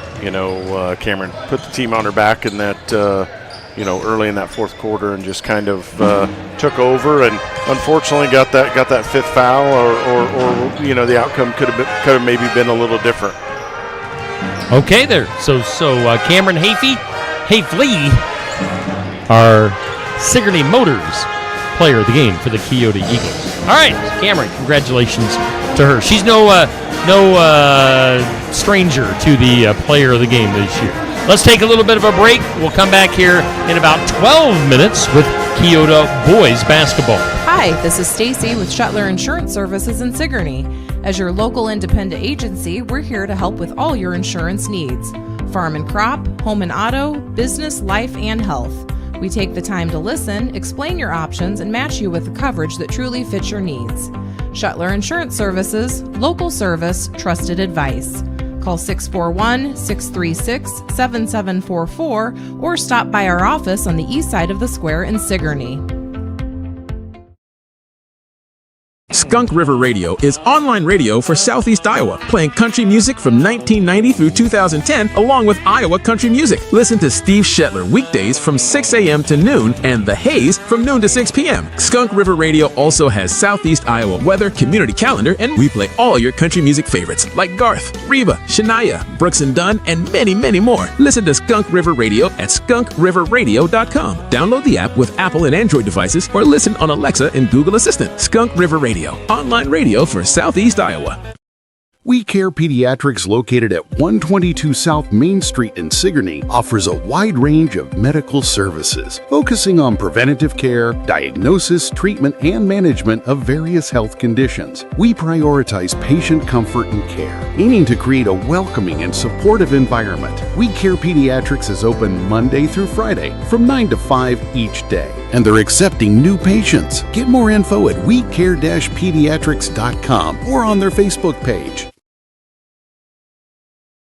Sheets Chiropractic and Wellness at 405 East Jackson Street in Sigourney is excited to serve Sigourney and the surrounding area with the most current chiropractic care. Call to set up an appointment at 641-622-2227. You can also visit their website at sheetschiro.com or find Sheets Chiropractic and Wellness on Facebook for chiropractic care, spinal decompression therapy, and a variety of nutrition supplements. See Sheets Chiropractic and Wellness in Sigourney. We Care Pediatrics, located at 122 South Main Street. Libertyville Savings Bank is family and employee owned and operated. We've been loving our small towns since 1901 and have 50 team members who are actively involved in their communities. We are proud to serve our ag customers with 7 ag lenders who are farmers themselves. They make fast, local credit decisions and are tremendous supporters of our local 4-H and FFA groups. At Libertyville Savings Bank, we kick ag. Call B&C Repair for all your ag repair needs. From hog shed repair to bin and equipment repairs of all types, B&C Repair can help. Call Brian at 319-863-3837. Let B&C Repair solve your problems. They have 35 years of experience. B&C Repair is located at 24507 310 Avenue, Keota, Iowa. If you need something on the farm fixed, call Brian at 319-863-3837. She cares about her patients enough to give her time to them. I mean, that says it all. Like, her heart's really in it. I just wouldn't hesitate to come here and give them a chance. I think from the moment you walk in, you'll see that it's different and you'll feel that it's different, and they have your best interest at heart and you'll get the best care. And what a gift that we have this here in Southeast Iowa in Sigourney. It's pretty amazing. Definitely would recommend them.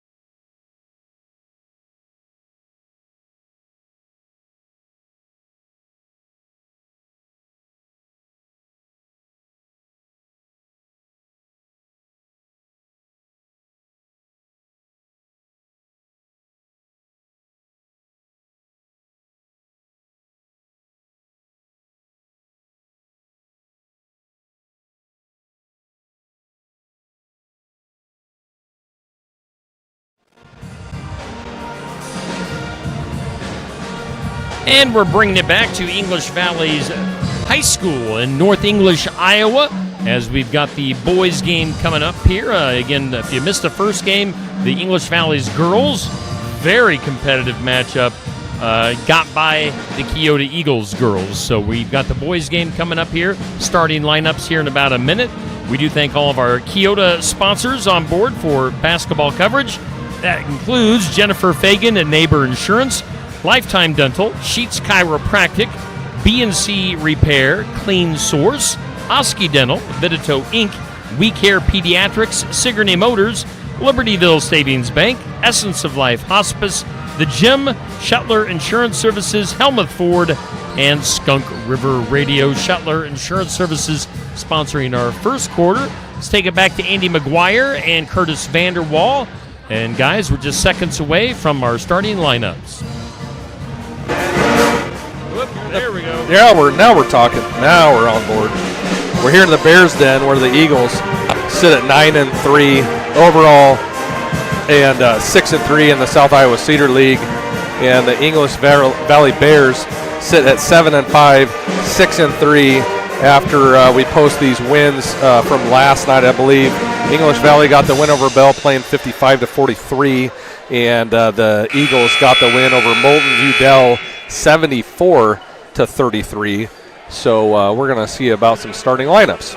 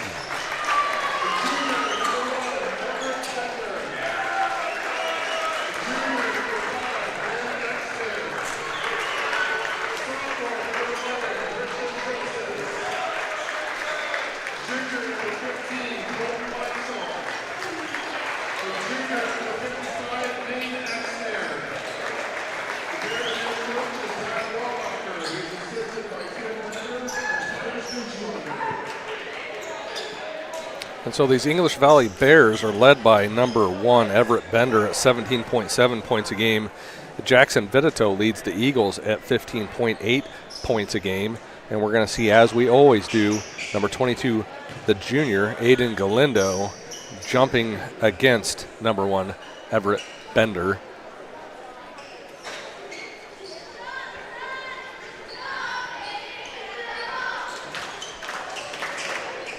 And if this boys game is anything like the girls game, we're going to see a lot of tie balls, might be a few fouls, and there might be some excited fans. And Galindo gets the tip, back to Hafley, over to McGuire. Post feed to Galindo, kicks out to Jackson Vidito. Jackson takes it down left side of the lane.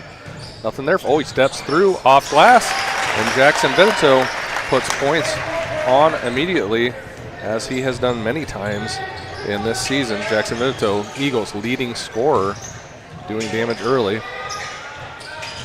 Bender feeds Kane Axmere. Kane goes up and gets the ball to drop. 6'5" frame of Kane Axmere. He is going to be a force to be reckoned with, and Chase Hafley pops a three. Nothing there for him. Rebounded by Christian Tripsis. Tripsis over to Bender. Bender takes lane. Ball's tipped and rebounded by Aiden Galindo. Vidito to McGuire. McGuire back out to Vidito. Here's Hafley with the ball. Post feed Galindo. Nothing there. And rebounded. Benjamin Axmere gets his hands on the ball and outlets to Everett Bender. Bender has it on the right side of the lane. Tripsis with the ball. He's going to go right on Porter Cave. And there's a post feed to Kane Axmere, and tipped out of bounds. So it's going to come back Eagles' way. Tie ball game at 2. Yeah, Andy, the first trip down we had, boy, Vidito was nice and patient, came back around and found the easy bucket there. We'll see how this trip goes. A little give and go there, and Chase Hafley finds a running Porter Cave down low. Porter Cave averaging 11.7 points a game, having a phenomenal season as the junior Porter Cave number 3. Nice pass there from Tripsis. And a cutting Benjamin Axmere, 4 points apiece for both of these ball clubs. Porter Cave hands off to Chase Hafley. To Galindo down low. Nothing there. Too strong over the defender, Kane Axmere. Christian Tripsis with the ball. Shoots. And it rolls around and drops for Christian Tripsis. Jackson Vidito throws across to Cave. McGuire with the ball back to Cave. Vidito has the ball. He thinks about the shot, not there. Up and good for Jackson Vidito.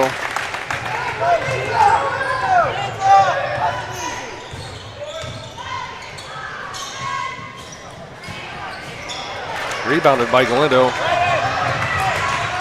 Outlet from Galindo to McGuire. It rolled around on Brennan's back.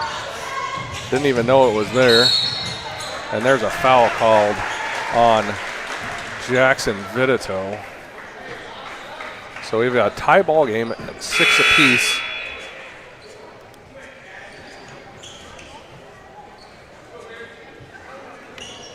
Galindo checks out for Blake Baker comes in. Coach Stout having a bit of a discussion. Jackson Vidito goes high, and that's going to be a foul on Benjamin Axmere as he was coming up over the back and does draw the arm of Jackson Vidito. Yeah, just really good position down there, and unfortunately for the Bears, they're going to call that every time, but fortunately for the Eagles, they called it this time. Chase Hafley looks for the shot, not there. Here comes Jackson Vidito across the lane. Gets bumped. A couple of guys trying to get hands on it, not there, and Christian Tripsis puts the ball up and in and off of glass. Here come the Eagles back the other way. A little bit of a slow start for these Eagles. Porter Cave's going to take it down the lane, up and good. Porter Cave, a little runner, little floater. Through the net. 8-8, tie ball game. There's Blake Baker, guarding Kane Axmere. And there's a blocking foul, shooting foul. And that foul call is on number 20, Chase Hafley, his first of the night. Bender's first is good. It's a little interesting here, Andy. We started off the ladies' game and maybe didn't have the defensive intensity that we needed, and unfortunately never got to it. The guys are kind of starting the same thing here. And so Everett Bender misses the second one, and Kane Axmere going for the rebound. Gets, I believe that was Jackson Vidito on the arm. It's called for the foul.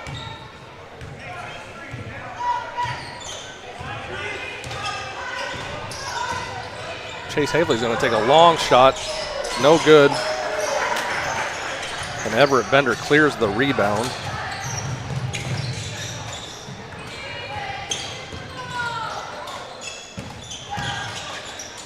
Kane Axmere in deep, and the ball's getting tipped out of bounds off of Kane Axmere.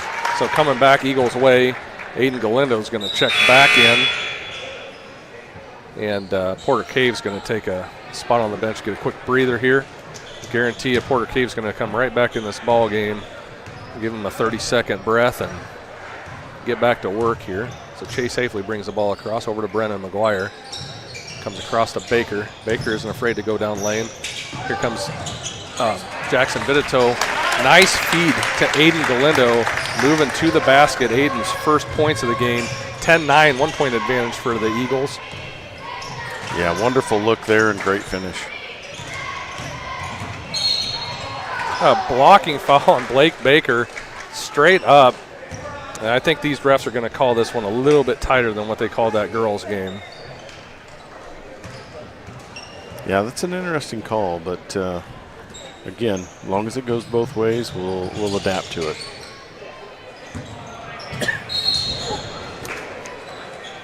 Kane Axmere, good hustle, can't get to the ball, and the ball is thrown out of bounds by the Bears. And so, for some reason, we have a conference going on here. Oh, they're trying to decide where the ball needs to come in from since nobody really touched it. So it's going to be same spot that the Bears were trying to inbound from, and now the Eagles have the ball.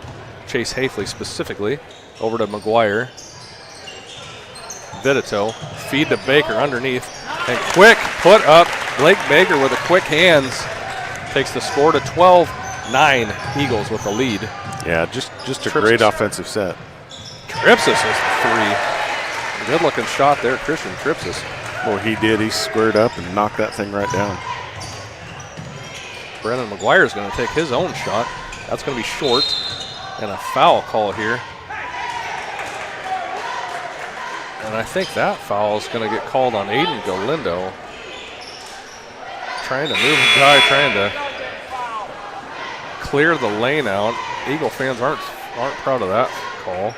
Neither is Coach Stout. He's having a chat with the referee here. So Aiden Galindo's first. And Port Cave did check back in. Brennan McGuire took a spot on the bench.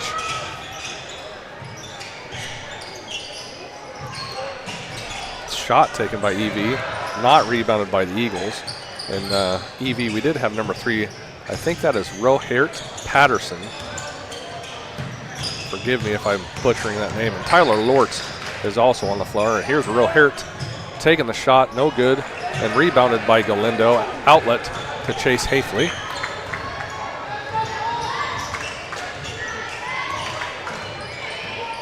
Hafley dribbles, steps through, gets blocked. Baker collects, and no good with the putback, but Blake Baker had good position to catch the ball. Coach going to have a word here with Hafley. I think he's seen a few things early in this game that maybe aren't on the game plan. He wants to make sure communication's clear. And Blake is not able to connect on that first of 2. And Christian Tripsis checks in for Colton Meixel. Baker's second is on the way now, and he makes that one. 13-12, slimmest of margins for the Eagles. Patterson over to Axmere. Bender with the ball now. Guarded by Baker. Tripsis thinking about taking the shot. He's trying to fake out Jackson Vitito. Nice step back, nice shot. Christian Tripsis. Christian's having a nice first quarter. Minute 40, first quarter of play. Jackson Vitito passes to Chase Hafley. Hafley's going to try and take it down the lane. Nothing there for him. Passes out to Cave. Here comes Baker down the lane. Baker takes the shot too strong. And the ball is not rebounded by the Eagles, but rebounded by the Bears.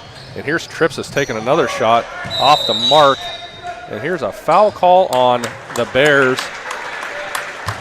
We'll see who this one was on. It was away from the ball. And white number 5, which is Benjamin Axmere.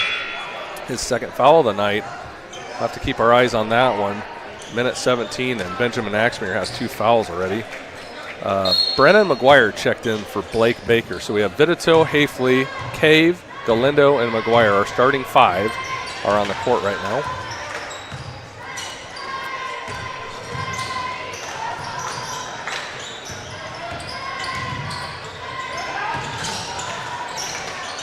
Feed to Galindo, down low. Nice move, nice pass from Chase Hafley to get that bucket to fall. 15-14, 54 seconds, first quarter. Patterson looking to post feed Axmere. He does. Kane Axmere outlets to Tyler Lortz, who takes the shot. No good. Kane Axmere with the shot, and one. Kane Axmere sinks that. He's going to be shooting a foul shot. Yeah, Galindo's second there, unfortunately, and that's the and one makes it, even compounds it a little bit. So Galindo's second foul.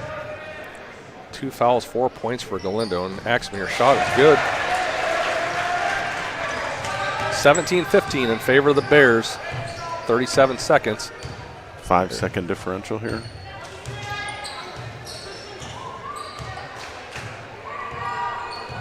Eagles looking to drain this down. Christian Tripsis guarding Hafley. Cave bringing it back right. Here comes Jackson Vitito. He dribbles. He outlets to Galindo, and Galindo is going to get fouled. And that is a foul on Everett Bender. I think that's Everett Bender's first foul tonight. Yep. Scoreboard confirms that. Galindo's going to have an opportunity to tie this ball game. First shot's good. He's 1 of 2 so far. 50% of the way there if you're doing the math, Shetler. He wasn't. There was no way. I had my calculator out. And he's over here sleeping. And there we go. He makes the second one. Tie ball game with 15.5 seconds. Baker checks in for Galindo. Coach Stout very aware of the foul situation here. Yeah, good substitution. 10 seconds. Shot clock's off. Everett Bender out to Patterson. Loses the handle. 4 seconds. Ball's tipped from Hafley. 1 second. He takes a long shot. Ooh. No good off back iron. But the ball game's tied 17-17 after a quarter of play. And we do thank Shetler Insurance Services for sponsoring this quarter. We'll hear from some sponsors. Clean Source is proud to serve Southeast Iowa with reliable, careful, and experienced cleaning services. We know how busy life gets. Work, kids, errands, and coming home to a clean space can make all the difference. Whether it's weekly maintenance, deep cleaning, move-outs, carpets, or offices, we treat your home or business as if it were our own. Affordable, dependable, and done right. Reach out to Clean Source and let us take something off your plate. Clean space, clear mind, Clean Source. Jennifer Fagan at Neighbor Insurance in Keota is proud to support Keota Athletics. Jennifer is a licensed independent agent with over 25 years experience and represents over 40 companies. She can help you with auto, home, life, business, crop, and farm insurance. Call Jennifer at 319-461-6530 and find her on Facebook. Jennifer Fagan at Neighbor Insurance and Keota wishes the Eagles good luck. Back at English Valleys High School, where Keota and the ED boys are all knotted up at 17 apiece, Jennifer Fagan at Neighbor Insurance sponsors this second quarter. Andy and Curtis, take it away. Yes, 17 apiece. The Bears are not hibernating. The Eagles are trying to take flight. I have no more animal references. Maybe a good thing. Feeling teamed up on now. Patterson with the ball, trying to feed Kane Axmer. He does so. And he's going to turn and put it in up over Jackson Vitito. Kane Axmer, I have him unofficially at 7. Chase Hafley dribbles, guarded by Christian Tripsis, and Tripsis is going to get called for the foul after he takes a shot across the jaw. Playing tight defense, you're going to draw contact like that. Jackson Vitito inbound here. We have the starting 5 minus Galindo. Blake Baker's in place of Galindo, and he's going to go baseline and lose his handle of the ball as he's guarded by Kane Axmer. Tried getting around Kane, wasn't able to do so, and the ball bounces off of his hip. So the Bears are going to look to extend their lead here. Screen set, Tripsis. Ball is fed across the baseline to number 13, Owen Mather, the sophomore, getting some points on the board. 21-17. Jackson Vitito to McGuire. He thinks about popping, doesn't take the shot. Chase Hafley with the ball over to Vitito. Tight defense. Patterson. And Jackson Vitito is able to convert that. Puts up and in. Yeah, he's able to make a lot of ground on each step there. Just got around the corner and had the nice little lay-in. See if the Eagles can step up the defensive intensity here. And there's Kane Axmer off glass twice, able to connect. And here comes Chase Hafley. Baker with the ball. He's thinking about taking a shot. He's going to take it. Ball is long, no good. Rebounded. And what a pass from Chase Hafley to an open Jackson Vidito. Knew exactly where Jackson was, able to turn and make it happen. Yeah, just an unbelievably athletic play. He made the play, knew where everybody was, made the pass, and then we have a foul after the basket, Andy? I think it might be. And that, I think, he's going to count the basket. Okay. And 2 team fouls on EV right now. And that's Kane Axmere's second foul. So the shot from Tripsis is good. Kane Axmere gets called for the foul. I think he was anticipating the rebound, and away we go. And so here we have Brendan McGuire dribbling. He's going to take a shot off the back foot and actually make it. Maybe a bit of an ill-advised shot. He turns, but he connects with it, so you can't complain about that. Brendan gets on the board for the first time tonight. They're all good when they go in, buddy. Did you I'm not teach him that one? That was definitely my shot. You bet. That's exactly what I thought. Chuck it up and pray. Hey, you can't be this handsome and good at basketball. Right. It's handsome, What's that laugh about,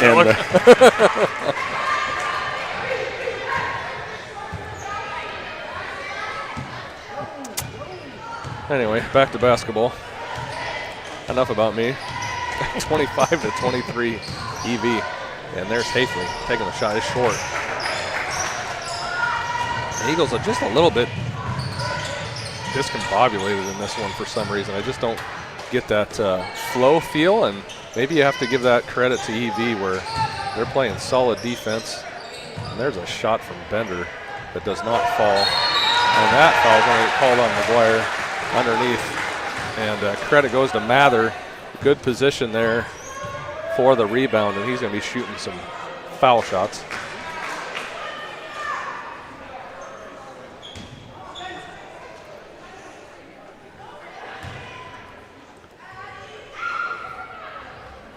Owen Mather misses the first.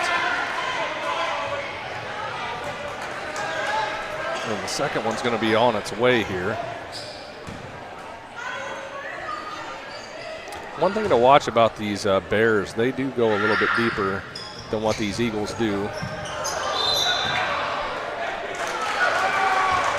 And a foul, or a travel, is called on Aiden Galindo as he comes down with the ball and slides on the floor, lost his footing. So going to stay with the Bears. Tripsis is going to take it down the lane, guarded by Porter Cave. Good defense there from Porter. That was good defense. And the ball is out of bounds going back to the Eagles.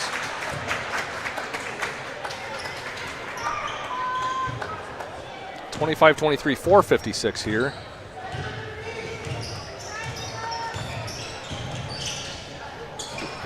Jackson Vidito takes a long shot, not there for him. And rebounded by Tripsis. Kind of a one-and-done type of night for these Eagles. You got to give credit to these Bears. They are hustling, going after every loose ball. And here comes Everett Bender, guarded by Vidito. Mather over to Axmere. Axmere takes it down the lane. Blocked by Brennan McGuire. And we have a travel called on number 5, Benjamin Axmere. I thought maybe we were going to get called for a tie ball on that block. He doesn't, but he comes down with it, and travel is the call. Porter Cave's going to get a breather here. Good defensive play right there. Just stayed right with him and took advantage. I thought maybe they were going to go jump ball, but the travel gives the ball back to the Eagles. Brendan McGuire looking to go down lane, steps through, up and good. Nice looking step through there for number 5, McGuire. Yeah, that was really nice. Just kind of found the open spot and stepped through there and ready to knock it down. Mather with a good looking shot, nothing there, loses it, and Hafley's able to gather the ball up. Coach Stout with a headsy timeout call. I'm not sure they actually had possession of the ball, but this highly skilled refereeing crew gives them the timeout with a score 25 tied, 3:56 second quarter. Start the new year strong. Join the gym in Keota and smash those resolutions. Don't let those fitness goals fade away. Get in shape for the new year. The gym in Keota has what you need for a healthier, stronger you. Stop dreaming and start doing. Call 319-430-3231. The Gym, 211 East Broadway in Keota. Unleash your potential. And we thank the gym. We thank all of our sponsors. Neighbor Insurance, Jennifer Fagan sponsoring this quarter. Take it back to Andy and Curtis. Eagles have the ball. The tied ball game at 25. Hafley, Vitito, Galindo, Baker, and McGuire on the floor right now. Vitito looking to post feed Galindo and does. Up and off glass does Aiden Galindo go to give the Eagles a lead. It's been a minute since, in a literal minute, not an actual minute, but a literal minute, since the Eagles had the lead, and they have it now. And there is a missed shot from Kane Axmer. It looks like Christian Tripsis comes up with a little bit of a limp. And Chase Hafley, an ill-advised shot, a little bit out of control. Maybe a lot of it. A lot of it. But a great defensive play right there. And Colton Mikesell is going to get called for the foul after Chase Hafley is able to come up with a steal after he put up an ill-advised shot. So yeah, that's 3 levels. There you go. If we go back two trips, Eagles did a great job of finding and taking advantage of the mismatch down low. And then last time we were maybe a little bit in a hurry. Let's see what they can do this time.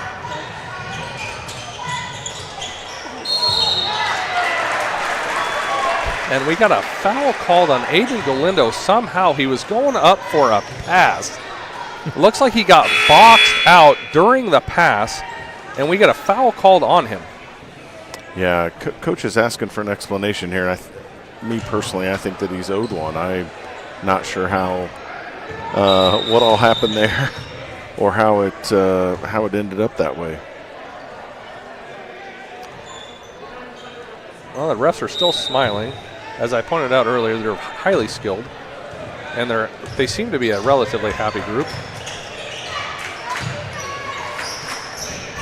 You have to be careful with that term relative. Baker with the rebound. Hafley with the ball.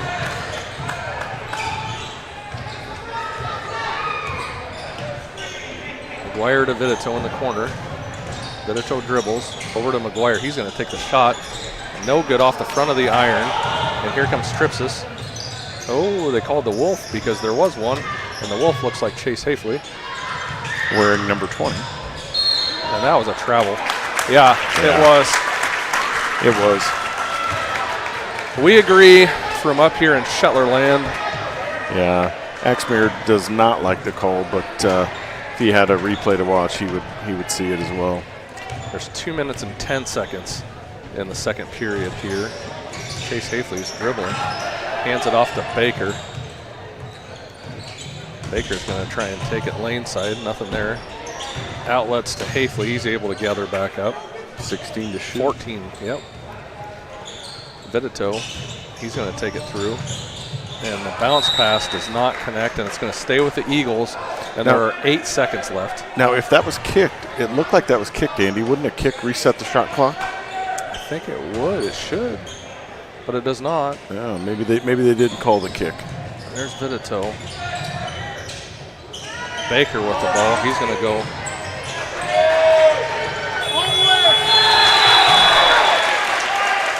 And there's a shot clock violation. And Porter Cave, I believe he did get a hack on the arm as he's coming across the lane. Yeah. And Coach Stout is conferencing with the referee still. And you got to be careful with this one down here. He's not looking quite as happy as he did at one point in time. And here's a three-point shot taken, no good. Rebounded by McGuire. Cleared out. Here comes McGuire. He's going to dribble into the lane. Dishes over to Baker. Baker comes back around, nothing there. Tough shot. Trying to work that baseline or work the block pretty well, but it wasn't there for him. And here is Colton Mikesell with the shot, and he drills it.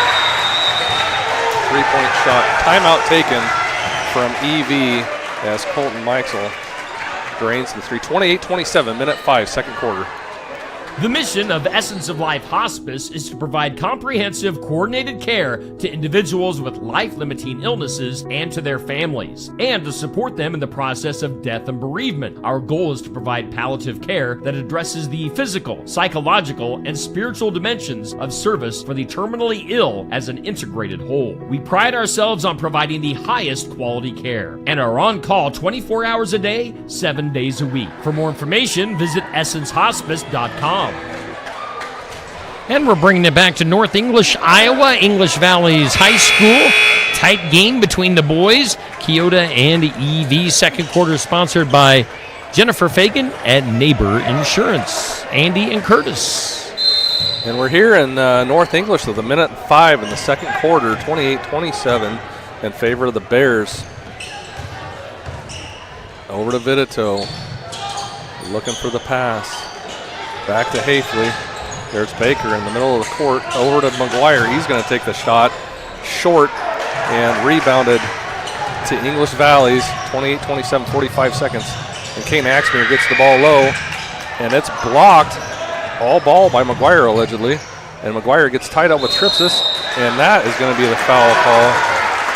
And McGuire is pleading with the referee for something other than what it actually was. Gotta love the fire in the young lad, McGuire. Yeah, you know, he had the block down there on the baseline and then disrupted another pass and had a nice effort there. Just unfortunately got a little bit of arm, it looked like.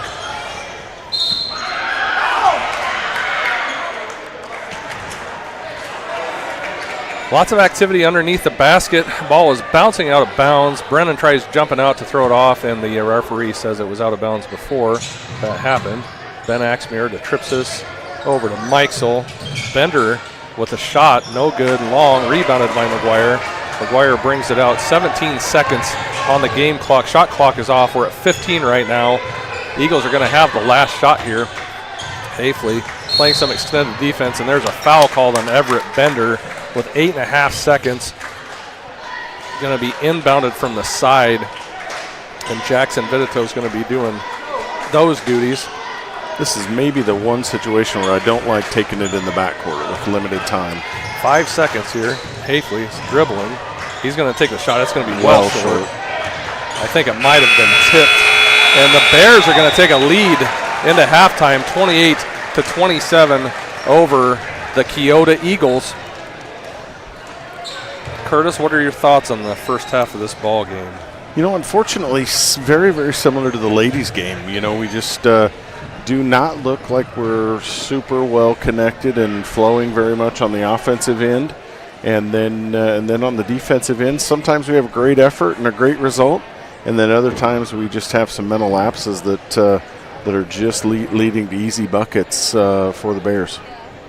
Right. Oh, you got to give credit to this English Valley's Bears team. It seems as though they may be playing with a little more intensity, specifically on the defensive end.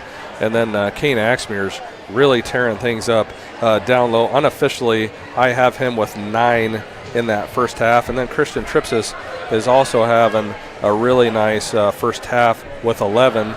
On the Eagles side of things, Jackson Vitito leads score, ties the scoring at 8. Along with Aiden Galindo. Those have 8 apiece. Brennan, McGuire, Porter Cave have 4 apiece. Blake Baker has 3.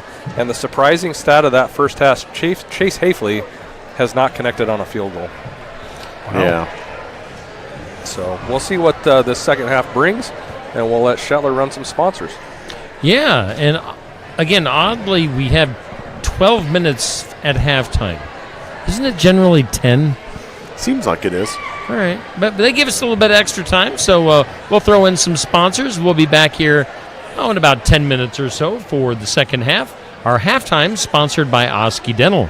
Vitito Inc., showstopper equipment in Keota, supports the area pork producers. They're located at 2112 Keokuk Washington Road in Keota. Call 641-636-2259. Your satisfaction is always our goal at Vitito Inc. Showstopper Equipment. Our interests, knowledge, and experience in the livestock industry has led us to develop the Showstopper Equipment line of products and show supplies. Find more information at vitito.com.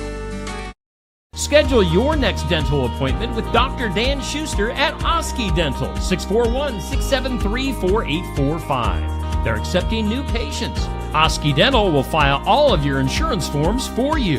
They're a Delta dental provider. And Oski Dental is located at 902 South 17th Street in Oskaloosa.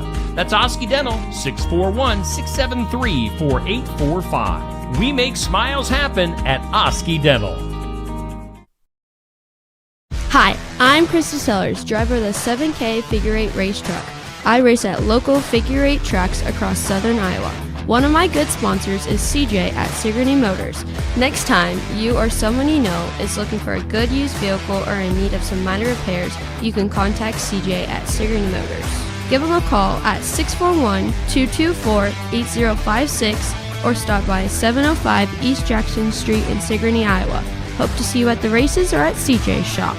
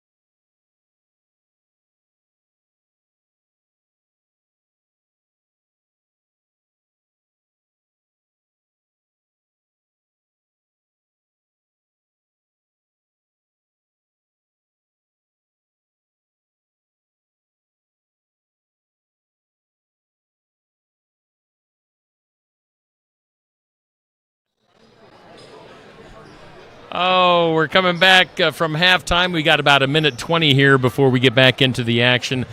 Close game. English Valley's boys leading Keota Eagles by 1 point. Oski Dental has been sponsoring our halftime. And a very competitive matchup. We thank all of our sponsors, including B&C Repair, Clean Source, Jennifer Fagan at Neighbor Insurance, Lifetime Dental, Sheets Chiropractic, Oski Dental, Vidito Inc., We Care Pediatrics, Sigourney Motors, Libertyville Savings Bank, Essence of Life Hospice, The Gym, Shetler Insurance Services, Helmuth Ford, and Skunk River Radio. We'll be picking our Sigourney Motors Keota Eagle player of the game at the end of this game. Super competitive matchup. We've got Andy McGuire and Curtis Vanderwall on the call of the action. Guys, take it away. And here we are in the den of the Bears. And the Eagles have the ball. To start the third quarter of play, Jackson Vidito outlets to Brennan McGuire. Brennan looking to dribble and hand off to Chase Hafley. Vidito, McGuire coming across the top side. Too much going on there. Galindo gets fouled, and that's going to be Everett Bender. I think Everett Bender gets 3 fouls. That's the motion that Curtis has given me. That is significant in this early ball game, and you're absolutely right. Yeah, you know, it's been an interesting game for him. He's our leading scorer with about 18 a game, but only had 1 point at half. So, and here's Chase Hafley, short on the 3 ball. A good-looking shot, just can't connect there. Patterson over to Mikesel, and there's a post feed to Axmere. Kane Axmere up and off the glass, as he did in the first half.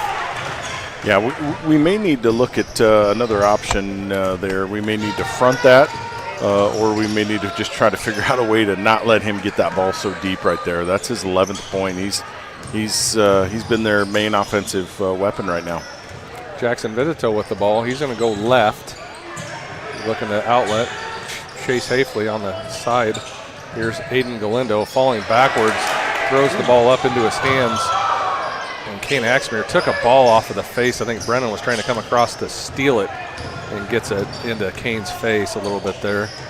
I would have really liked Galindo to use the dribble and use his quickness there in the post to see if he could have bettered that shot last trip. Let's see if he can maybe learn from that if he gets the opportunity again. Jackson Vidito putting on a little dribbling display on. Here's Brennan McGuire. Takes a step by. And nothing there for him. Ball's tipped in, back in bounds, and turned over. Eagles still a little bit out of sorts here. The score's 30-27 in favor of the Bears, and 6:24 in this third quarter. Eagles need to settle in here in the second half and put something together. Christian Tripsies with the ball at the top. Over to Benjamin Axmere. Ben Axmere, Kane Axmere. There's the ball, and it was a player on English Valley stepped out of bounds. It's a turnover. And here come the Eagles with a chance to reel it in a little bit closer or tie. Chase Hafley with the ball. The Bears doing a nice job defending. Chase Hafley tonight. Jackson Vidito gets all the way to the basket. And just like that, Jackson Vidito is on the board, and we have a 1 point differential in this contest. Yeah, just use his quickness, and they kind of had that side of the lane cleared out. Aiden Galindo doing a nice job boxing out Kane Axmere. Jackson Vidito with the ball. Porter Cave on the right. Chase Hafley cutting through. And Porter Cave turning the shoulder, stepping through. What a move from the junior Porter Cave. Yeah, that was definitely a nifty little deal. Colton Mikesel with the ball. Benjamin Axmere. And Jackson Vidito with aggressive play gets on the floor, goes for the ball, and ties it up. Jackson Vidito. It's going to stay with the Bears, but it will flip the possession arrow. And Colton Mikesel to inbound here. Yeah, that was just a major effort play right there. Let's see how the Eagles can handle some of these screens. We've not done the best job with it so far tonight. Colton Mikesel passing on the shot, and Christian Tripsies fires and misses. Good position for Galindo to get the rebound, though. Aiden Galindo doing an excellent job getting to where he needs to be in order to get that opportunity. There's Brennan McGuire looking to pass out. Porter Cave, he's going to dribble through. Ball's tipped, and it's going to stay with the Eagles.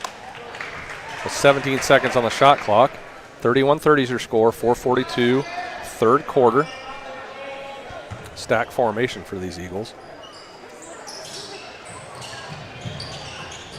Ooh, the ball's tipped out of bounds by Patterson. Andy, it seems, maybe it's just me, but it seems like we've just had a lot of those passes that just weren't super solid options tonight from about everybody. Yeah, I agree. And there's Jackson Vitito cutting through again. Aiden Galindo getting around. Jackson Vitito fighting for that rebound. And it's turned over. Patterson with quick hands does a nice job. There's Tripsis back to Patterson. He's going to fire. That's going to be off the mark. Rebounded by Galindo. And the Eagles are able to clear now. So the Eagles are able to weather the storm a little bit here. Jackson Vitito with the ball. Jackson dribbling in. Off glass. Jackson's able to penetrate. You can tell that they're really putting a lot of effort on Chase Hafley to make sure that he doesn't do all the damage. But Jackson Vitito is taking that spot.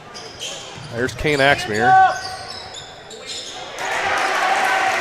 And Kane's got some footwork. He's moving it. 33-32. Eagles 1 point advantage. Chase Hafley dribbles. Looking to pass. Outlets to Vitito. Over to Cave. Cave's going to come across. Nothing there for him. Chase Hafley. He's going to take the shot. Nothing there. But it's knocked out of bounds off of Kane Axmere. And we're going to have some substitutions here. Tyler Lortz checks in for Ben Axmere. And Blake Baker checks in. Brennan McGuire is going to get a breather here. Jackson Vitito gets the ball. Nothing there. He tries to feed Aiden Galindo, but he isn't in a position to receive. Turnover from the Eagles. Again, out of sorts. Porter Cave trying to break on the ball. Nothing there for him. Patterson coming across lane to Tripsis. Tripsis fires, and good for Christian Tripsis. Nice looking shot from Christian to give the Bears a 2-point lead. Yeah, he's got 14 on the night, and that was he just knocked that one down with Porter right in his face. So Chase Hafley with the shot falling away, nothing there. Baker coming across the lane off the front of the iron, no good. And now the Bears have the ball in the half court. Christian Tripsis takes a shot, blocked away. Jackson Vitito advances the ball. Chase Hafley, nothing there. Wanting the foul. Jackson Vitito going to get called. I think this is going to be a foul on the floor on Kane Axmere.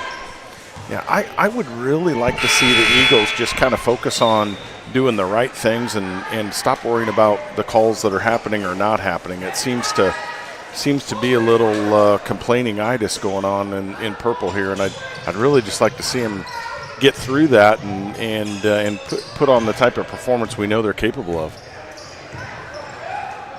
Porter Cave with the ball, moving it over to Galindo. Kane Axmere did take a seat there, but the foul was actually called on Colton Meixel. Porter Cave dribbling here, hands off to Baker. Baker's going to take it in, and he's going to get fouled on the floor. Lots of activity with the hands from the Bears. You know, the Eagles don't really ever have a clean lane. Just a lot of hand fighting, a lot of stuff going on here. There's a feed to Galindo. Here's McGuire stepping through, loses the handle off of his knee, and we're going back the other way. Brennan doesn't agree with the call, but it doesn't matter. He can disagree all he wants. It's EV's ball. 35-33, English Valley has the lead with 2 minutes. Third quarter. Low scoring affair. Tyler Lortz in the corner. Tipped by McGuire. Fouled twice. Neither one of them called. Good defensive effort there by Brennan. Just unfortunately didn't get the run out.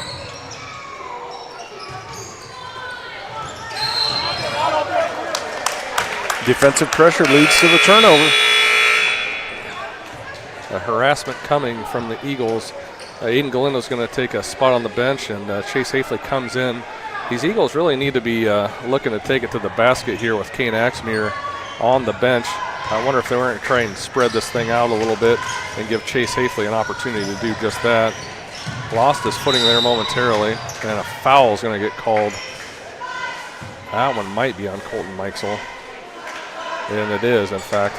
I think that is his third foul, potentially. I think you're right. There it is. And Owen Mather, the sophomore, checks in. Chase Hafley to inbound here. Porter Cave receives. Dribbles through, over to Baker. Baker's going to take it across the lane and lose the handle. And again, the ball's going to get tied up here. And I think we're going to have a jump ball staying with the Eagles. And it's 35-33, minute 19. Eagles to inbound here. Baker receives. Out to Cave. Hafley with the ball. He moves across, nothing there. Good defense from these Bears. They're giving fits. Baker's dribbling between the legs. Not a lot of action going on here.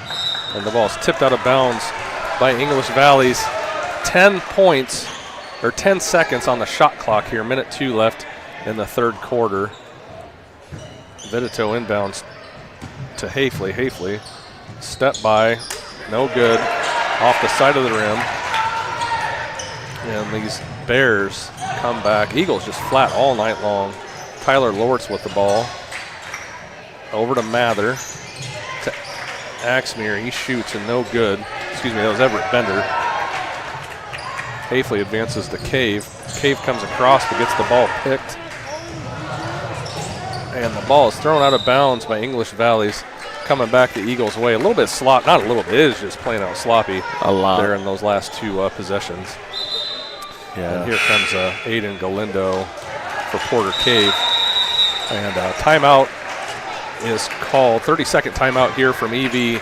The score is 35 EV, 33 Eagles, 34.5 seconds third We quarter. Care Pediatrics, located at 122 South Main Street in Sigourney, offers a wide range of medical services, focusing on preventative care, diagnosis, treatment, and management of various health conditions. We prioritize patient comfort and care, aiming to create a welcoming and supportive environment. We Care Pediatrics is open Monday through Friday from 9 to 5 each day, and they're accepting new patients. Get more info at wecare-pediatrics.com or on their Facebook page.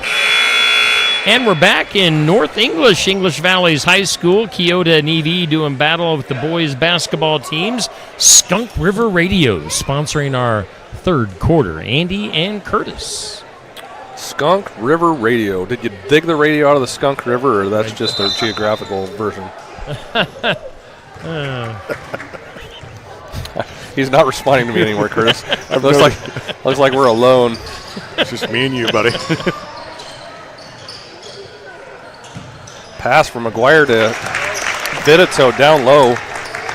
And Vitito is able to tie the ball game at 35 apiece. Here comes Christian Tripsis to Everett Bender. He's going to try and step through. And there is a foul called. Seemed a little late there. Foul called on the floor. First team foul this quarter with only 10 seconds to go here. And that is Blake Baker's second foul. Aiden Galindo checks out momentarily. Bender inbounds to Mather. Bender is going to try and step by, and he's going to take the shot and drain it with 5 seconds. And here comes Chase Hafley with 2 seconds. He's going to take a long shot, and no good. So Everett Bender gives the Bears a 3-point lead going into the fourth quarter, 38-35 in favor of EV.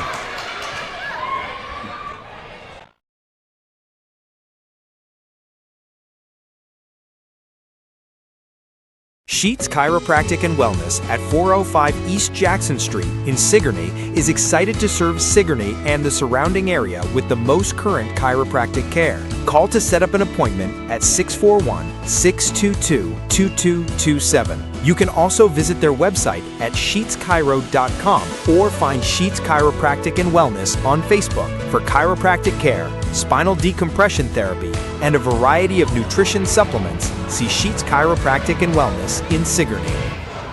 And we thank Sheets Chiropractic. We also thank all of our sponsors. You know, our next Keota game comes up on Monday, and that'll actually be our last regular season Keota matchup that we've got, Keota versus Highland from Keota High School. So tune in on Monday evening for more Keota basketball here on Steve Shetler Media, Facebook and YouTube, and we also broadcast with the live video stream on Skunk River Radio Facebook page. We're going to the fourth quarter, which is brought to us by Lifetime Dental Solutions. Guys. Everett Bender drills the three just before that third period expired, so the Bears have the advantage by 3, and they have the ball right now looking to extend, and they get down low to Kane Axmere. Kane misses the shot, and Aiden Galindo is able to rebound.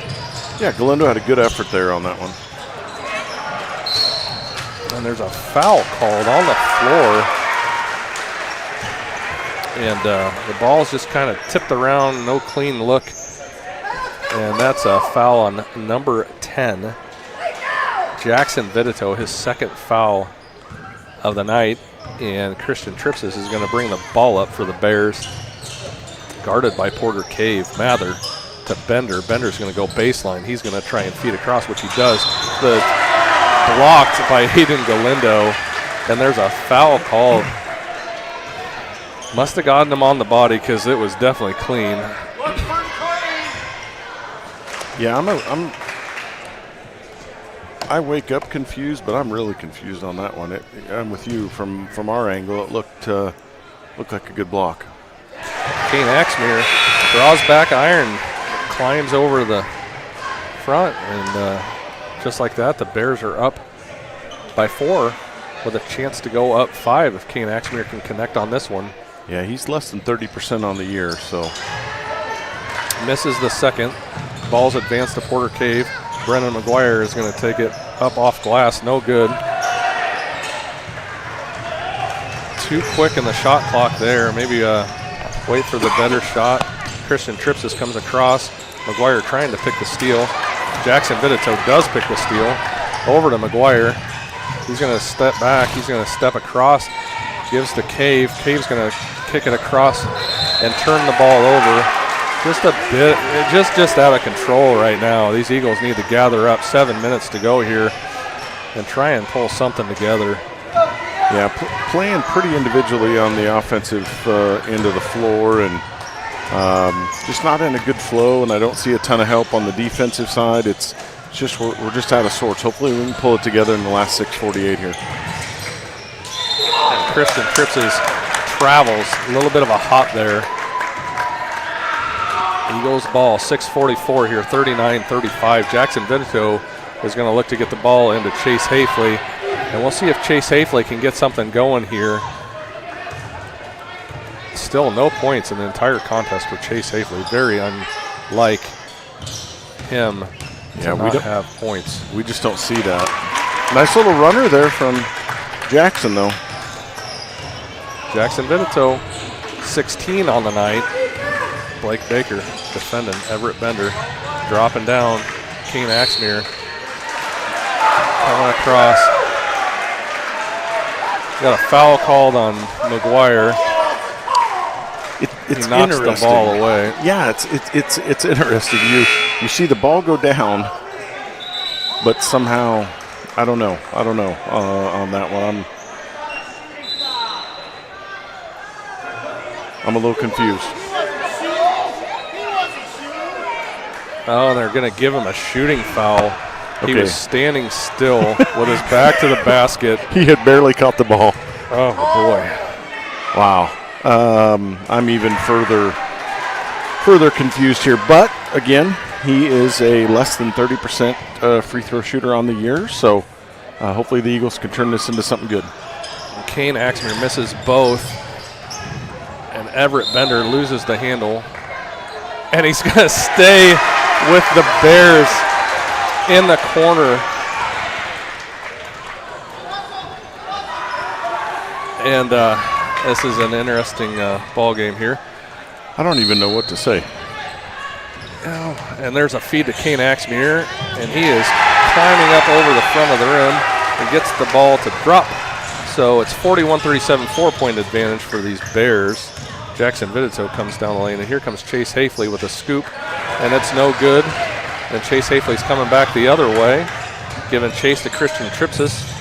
Tripsis with the ball. There's a feed to Everett Bender, but stolen by Blake Baker. Yeah, good job there. Quick hands. And under control are the Eagles, and Coach Stout's going to get a timeout here. 41-37, Bears lead by 44. Libertyville Savings Bank is family and employee owned and operated. We've been loving our small towns since 1901 and have 50 team members who are actively involved in their communities. We are proud to serve our ag customers with 7 ag lenders who are farmers themselves. They make fast, local credit decisions and are tremendous supporters of our local 4-H and FFA groups. At Libertyville Savings Bank, we kick ag. Call B&C Repair for all your ag repair needs. From hog shed repair to bin and equipment repairs of all types, B&C Repair can help. Call Brian at 319-863-3837. Let B&C Repair solve your problems. They have 35 years of experience. B&C Repair is located at 24507 310 Avenue, Keota, Iowa. If you need something on the farm fixed, call Brian at 319-863-3837. And we're coming back. Fourth quarter sponsored by Lifetime Dental Solutions. English Valley's boys with a 41-37 lead. Guys. Eagles are going to have the ball here. Jackson Vidito will pass in to Chase Hafley, and we'll see if Chase has a chance to put his first points of the night on the board. Over to McGuire on the near side. Looking to feed. He goes left. Nothing there. Back to Hafley. Post middle feed to Baker. Here's Hafley's shot. It's going to be off the mark and tied up by Porter Cave, but foul first. Porter Cave reaching in. 41-37 is the score.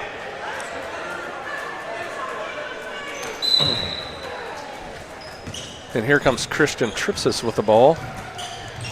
Guarded by Cave. Cave gives chase. One extra step there. Yep, it was, sir. It was a travel. And here we have Jackson Vidito passing in for Hafley. See if the Eagles can connect on this one. Let's hope so. Baker with the ball at the top of the key over to Cave. Cave goes left, comes back to Baker. Baker's looking. No shot taken. Passes. Vidito across the lane, and the ball is stolen away by the Bears. Good defensive stand there from English Valley's. Patterson out to Tripsis. Tripsis to Mikesel. Bender looking at the post feed. There it comes. And he steps through, and just like that, Kane Axmere puts it in and extends the lead to 6. Kane Axmere having a really quality night. Chase Hafley dribbles into a double team, gets the ball turned over. And here's Patterson. Good ball handling skills. Here's Bender trying to go baseline, steps through, looking to outlet. Here's to Patterson, to Mikesel, to Tripsis. And here comes Tripsis right, bite. And here comes Axmere backing down Vidito. And there is a 3-shot from Christian Tripsis to extend the lead even further, 46-37, 9-point advantage with 3:55 to go. Pass over to Chase Hafley. Hafley's going to take the shot and got fouled.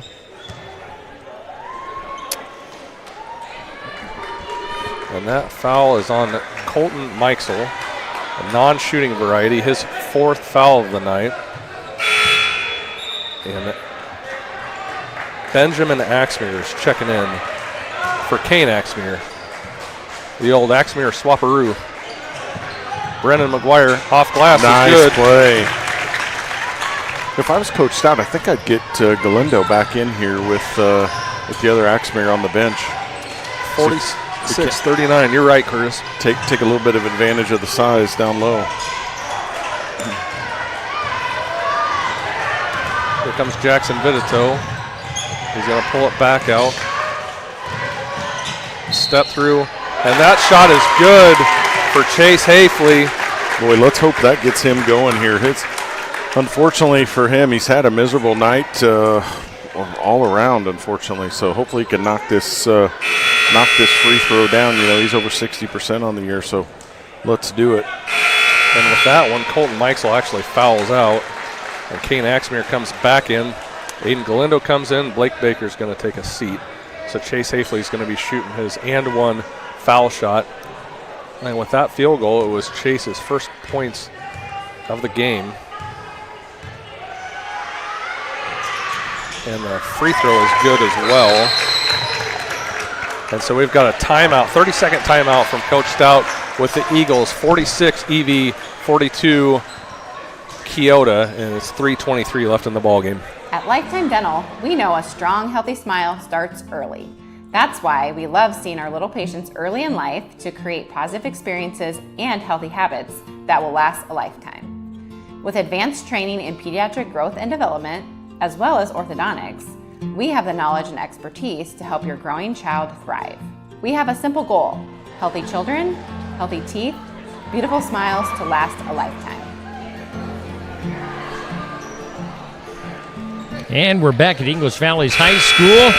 The EV boys with a lead, 46-42. Lifetime Dental Solutions sponsoring our fourth quarter. We're looks like we're in for a good finish here, guys. Got Andy and Curtis on the call.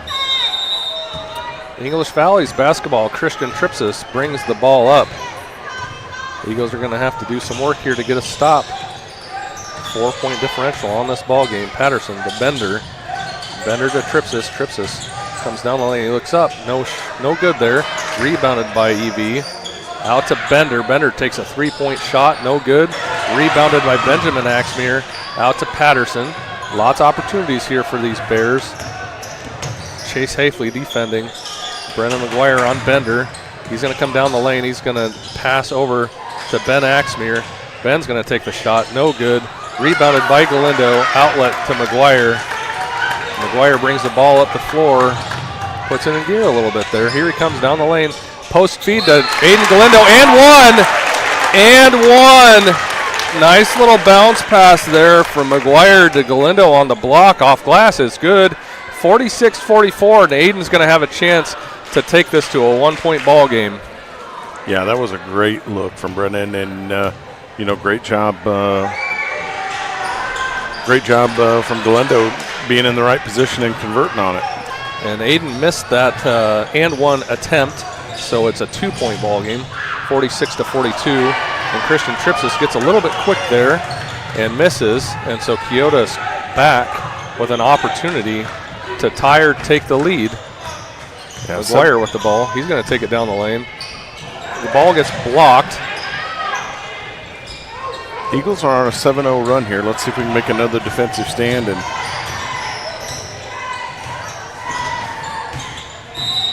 they're going to foul here on Jackson Vitito, and that's going to be two foul shots for Everett Bender as he goes to the free throw line. Yeah, Bender's 67.3% on the season, so let's see how that adds up here. That foul was called on Jackson Vitito, his third of the ball game. Bender makes the first of two.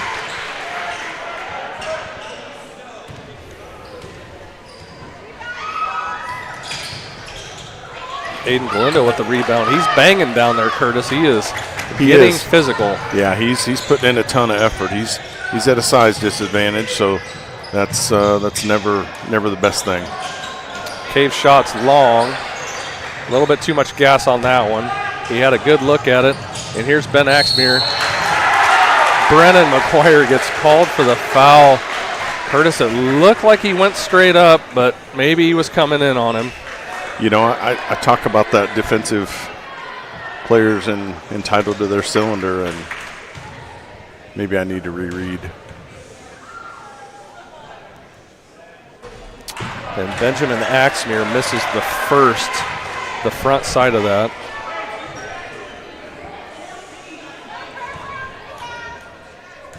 Minute 42 here. And he is going to miss the second one. And Jackson Vidito is able to collect the ball. He's going to take it lane side. Porter Cave dribbles. Hands off to Chase Hafley. Chase is coming across the lane. Up and in for Chase Hafley. 47-46, minute 23. And the Eagles are going to have to get a stop here, but we get a timeout first from the EV coach. And a full timeout here, 47-46, minute 18 in favor of the Bears. Clean Source is proud to serve Southeast Iowa with reliable, careful, and experienced cleaning services. We know how busy life gets. Work, kids, errands, and coming home to a clean space can make all the difference. Whether it's weekly maintenance, deep cleaning, move-outs, carpets, or offices, we treat your home or business as if it were our own. Affordable, dependable, and done right. Reach out to Clean Source and let us take something off your plate. Clean space, clear mind, Clean Source. Jennifer Fagan at Neighbor Insurance in Keota is proud to support Keota Athletics. Jennifer is a licensed independent agent with over 25 years experience and represents over 40 companies. She can help you with auto, home, life, business, crop, and farm insurance. Call Jennifer at 319-461-6530 and find her on Facebook. Jennifer Fagan at Neighbor Insurance and Keota wishes the Eagles good luck. All right, 47-46 in favor of English Valley's boys basketball. Lifetime Dental Solutions sponsoring our fourth quarter. Andy and Curtis. We have a slugfest going on just like we had in the girls' game. Slimmest of margins between these two clubs tonight. And here comes Christian Tripsis over to the left side. Over to Bender, guarded by Baker. Bender's moving back and forth, looking to outlet. Tripsis with the ball up top now, guarded by Cave. Comes right. Bender with the ball. He's going to take the shot. And there's a foul called down here on the near side, right in front of the bench. And Blake Baker gets called for that one. And that's going to be 3 free throws coming on the way for Everett Bender. Blake Baker, 3 fouls.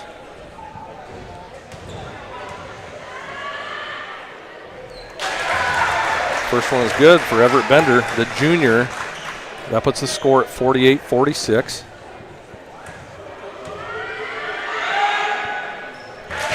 Second one is good.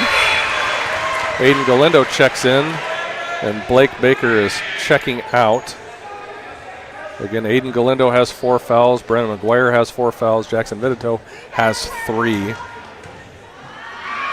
And Bender's third is good as well. Knocks down all 3. Chase Hafley to Porter Cave. Misses the shot. Great look. Excellent look. The Eagles are going to have to get a steal here.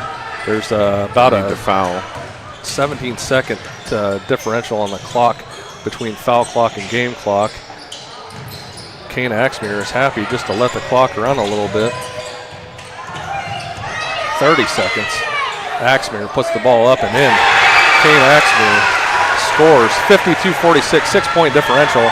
Eagles are going to have to score quickly here. Chase Hafley taking a shot from half court. Porter Cave is going to put the ball back up. No good. Jackson Vidito fights for it. And there's a foul called on Jackson Vidito with 13.2 seconds left. And Coach Stout vehemently disagrees with this thing. So this looking like the game is going to be out of reach for the Eagles here with 52-46 unless some sort of a miracle happens. Benjamin Axmere is going to be shooting 2 foul shots here. I never say never, Andy, but this may be too much. And he makes that one. Ben Axmere.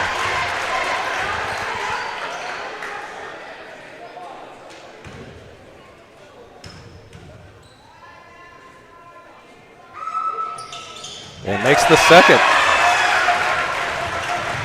And here comes Chase Hafley with the ball. He's going to take the 3 shot. It's good. And timeout called from Coach Dan Stout. 5-point differential with 7 seconds. and 54-49 is the score. We'll just go ahead and keep it here. We're going to be picking our Sigourney Motors Player of the Game. I don't know if you guys want to do that now. Start that conversation. We got a minute here for the timeout.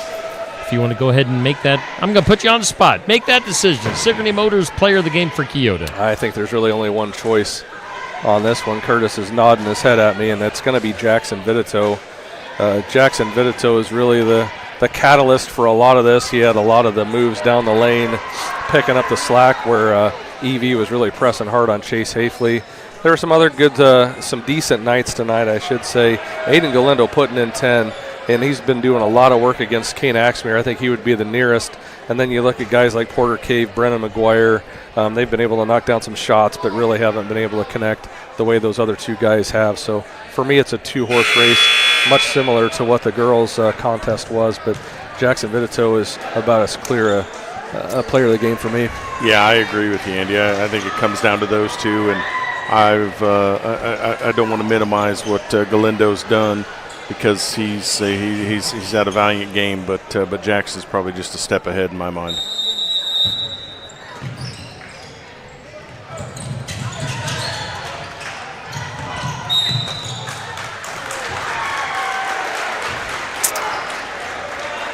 And so we got the foul, and it looks like we might be sending Tripses to the line with 3.9 seconds, 5-point score differential here.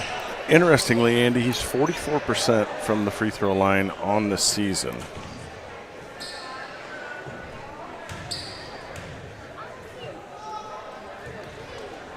And he misses the first. Makes you long back to the days of the 1-and-1, doesn't it?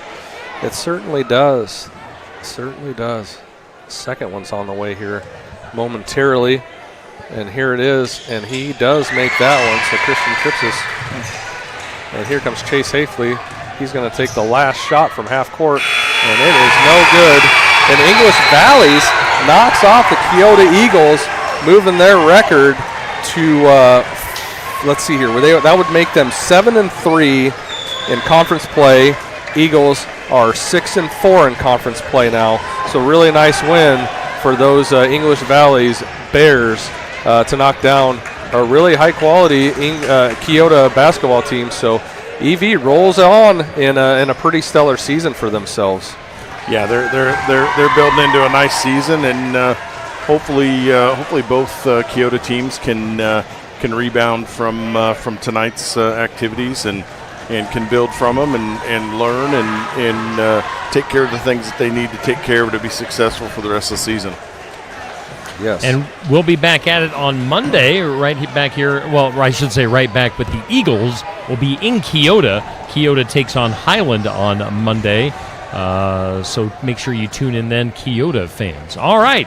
Well, for Andy McGuire, for Curtis Vanderwall, and big thanks to all of our sponsors for making our broadcast possible. Thank you for tuning in and watching on Steve Shetler Media Facebook and YouTube, and Skunk River Radio Facebook. Again, a final for the boys. English Valleys gets the win, 55-49.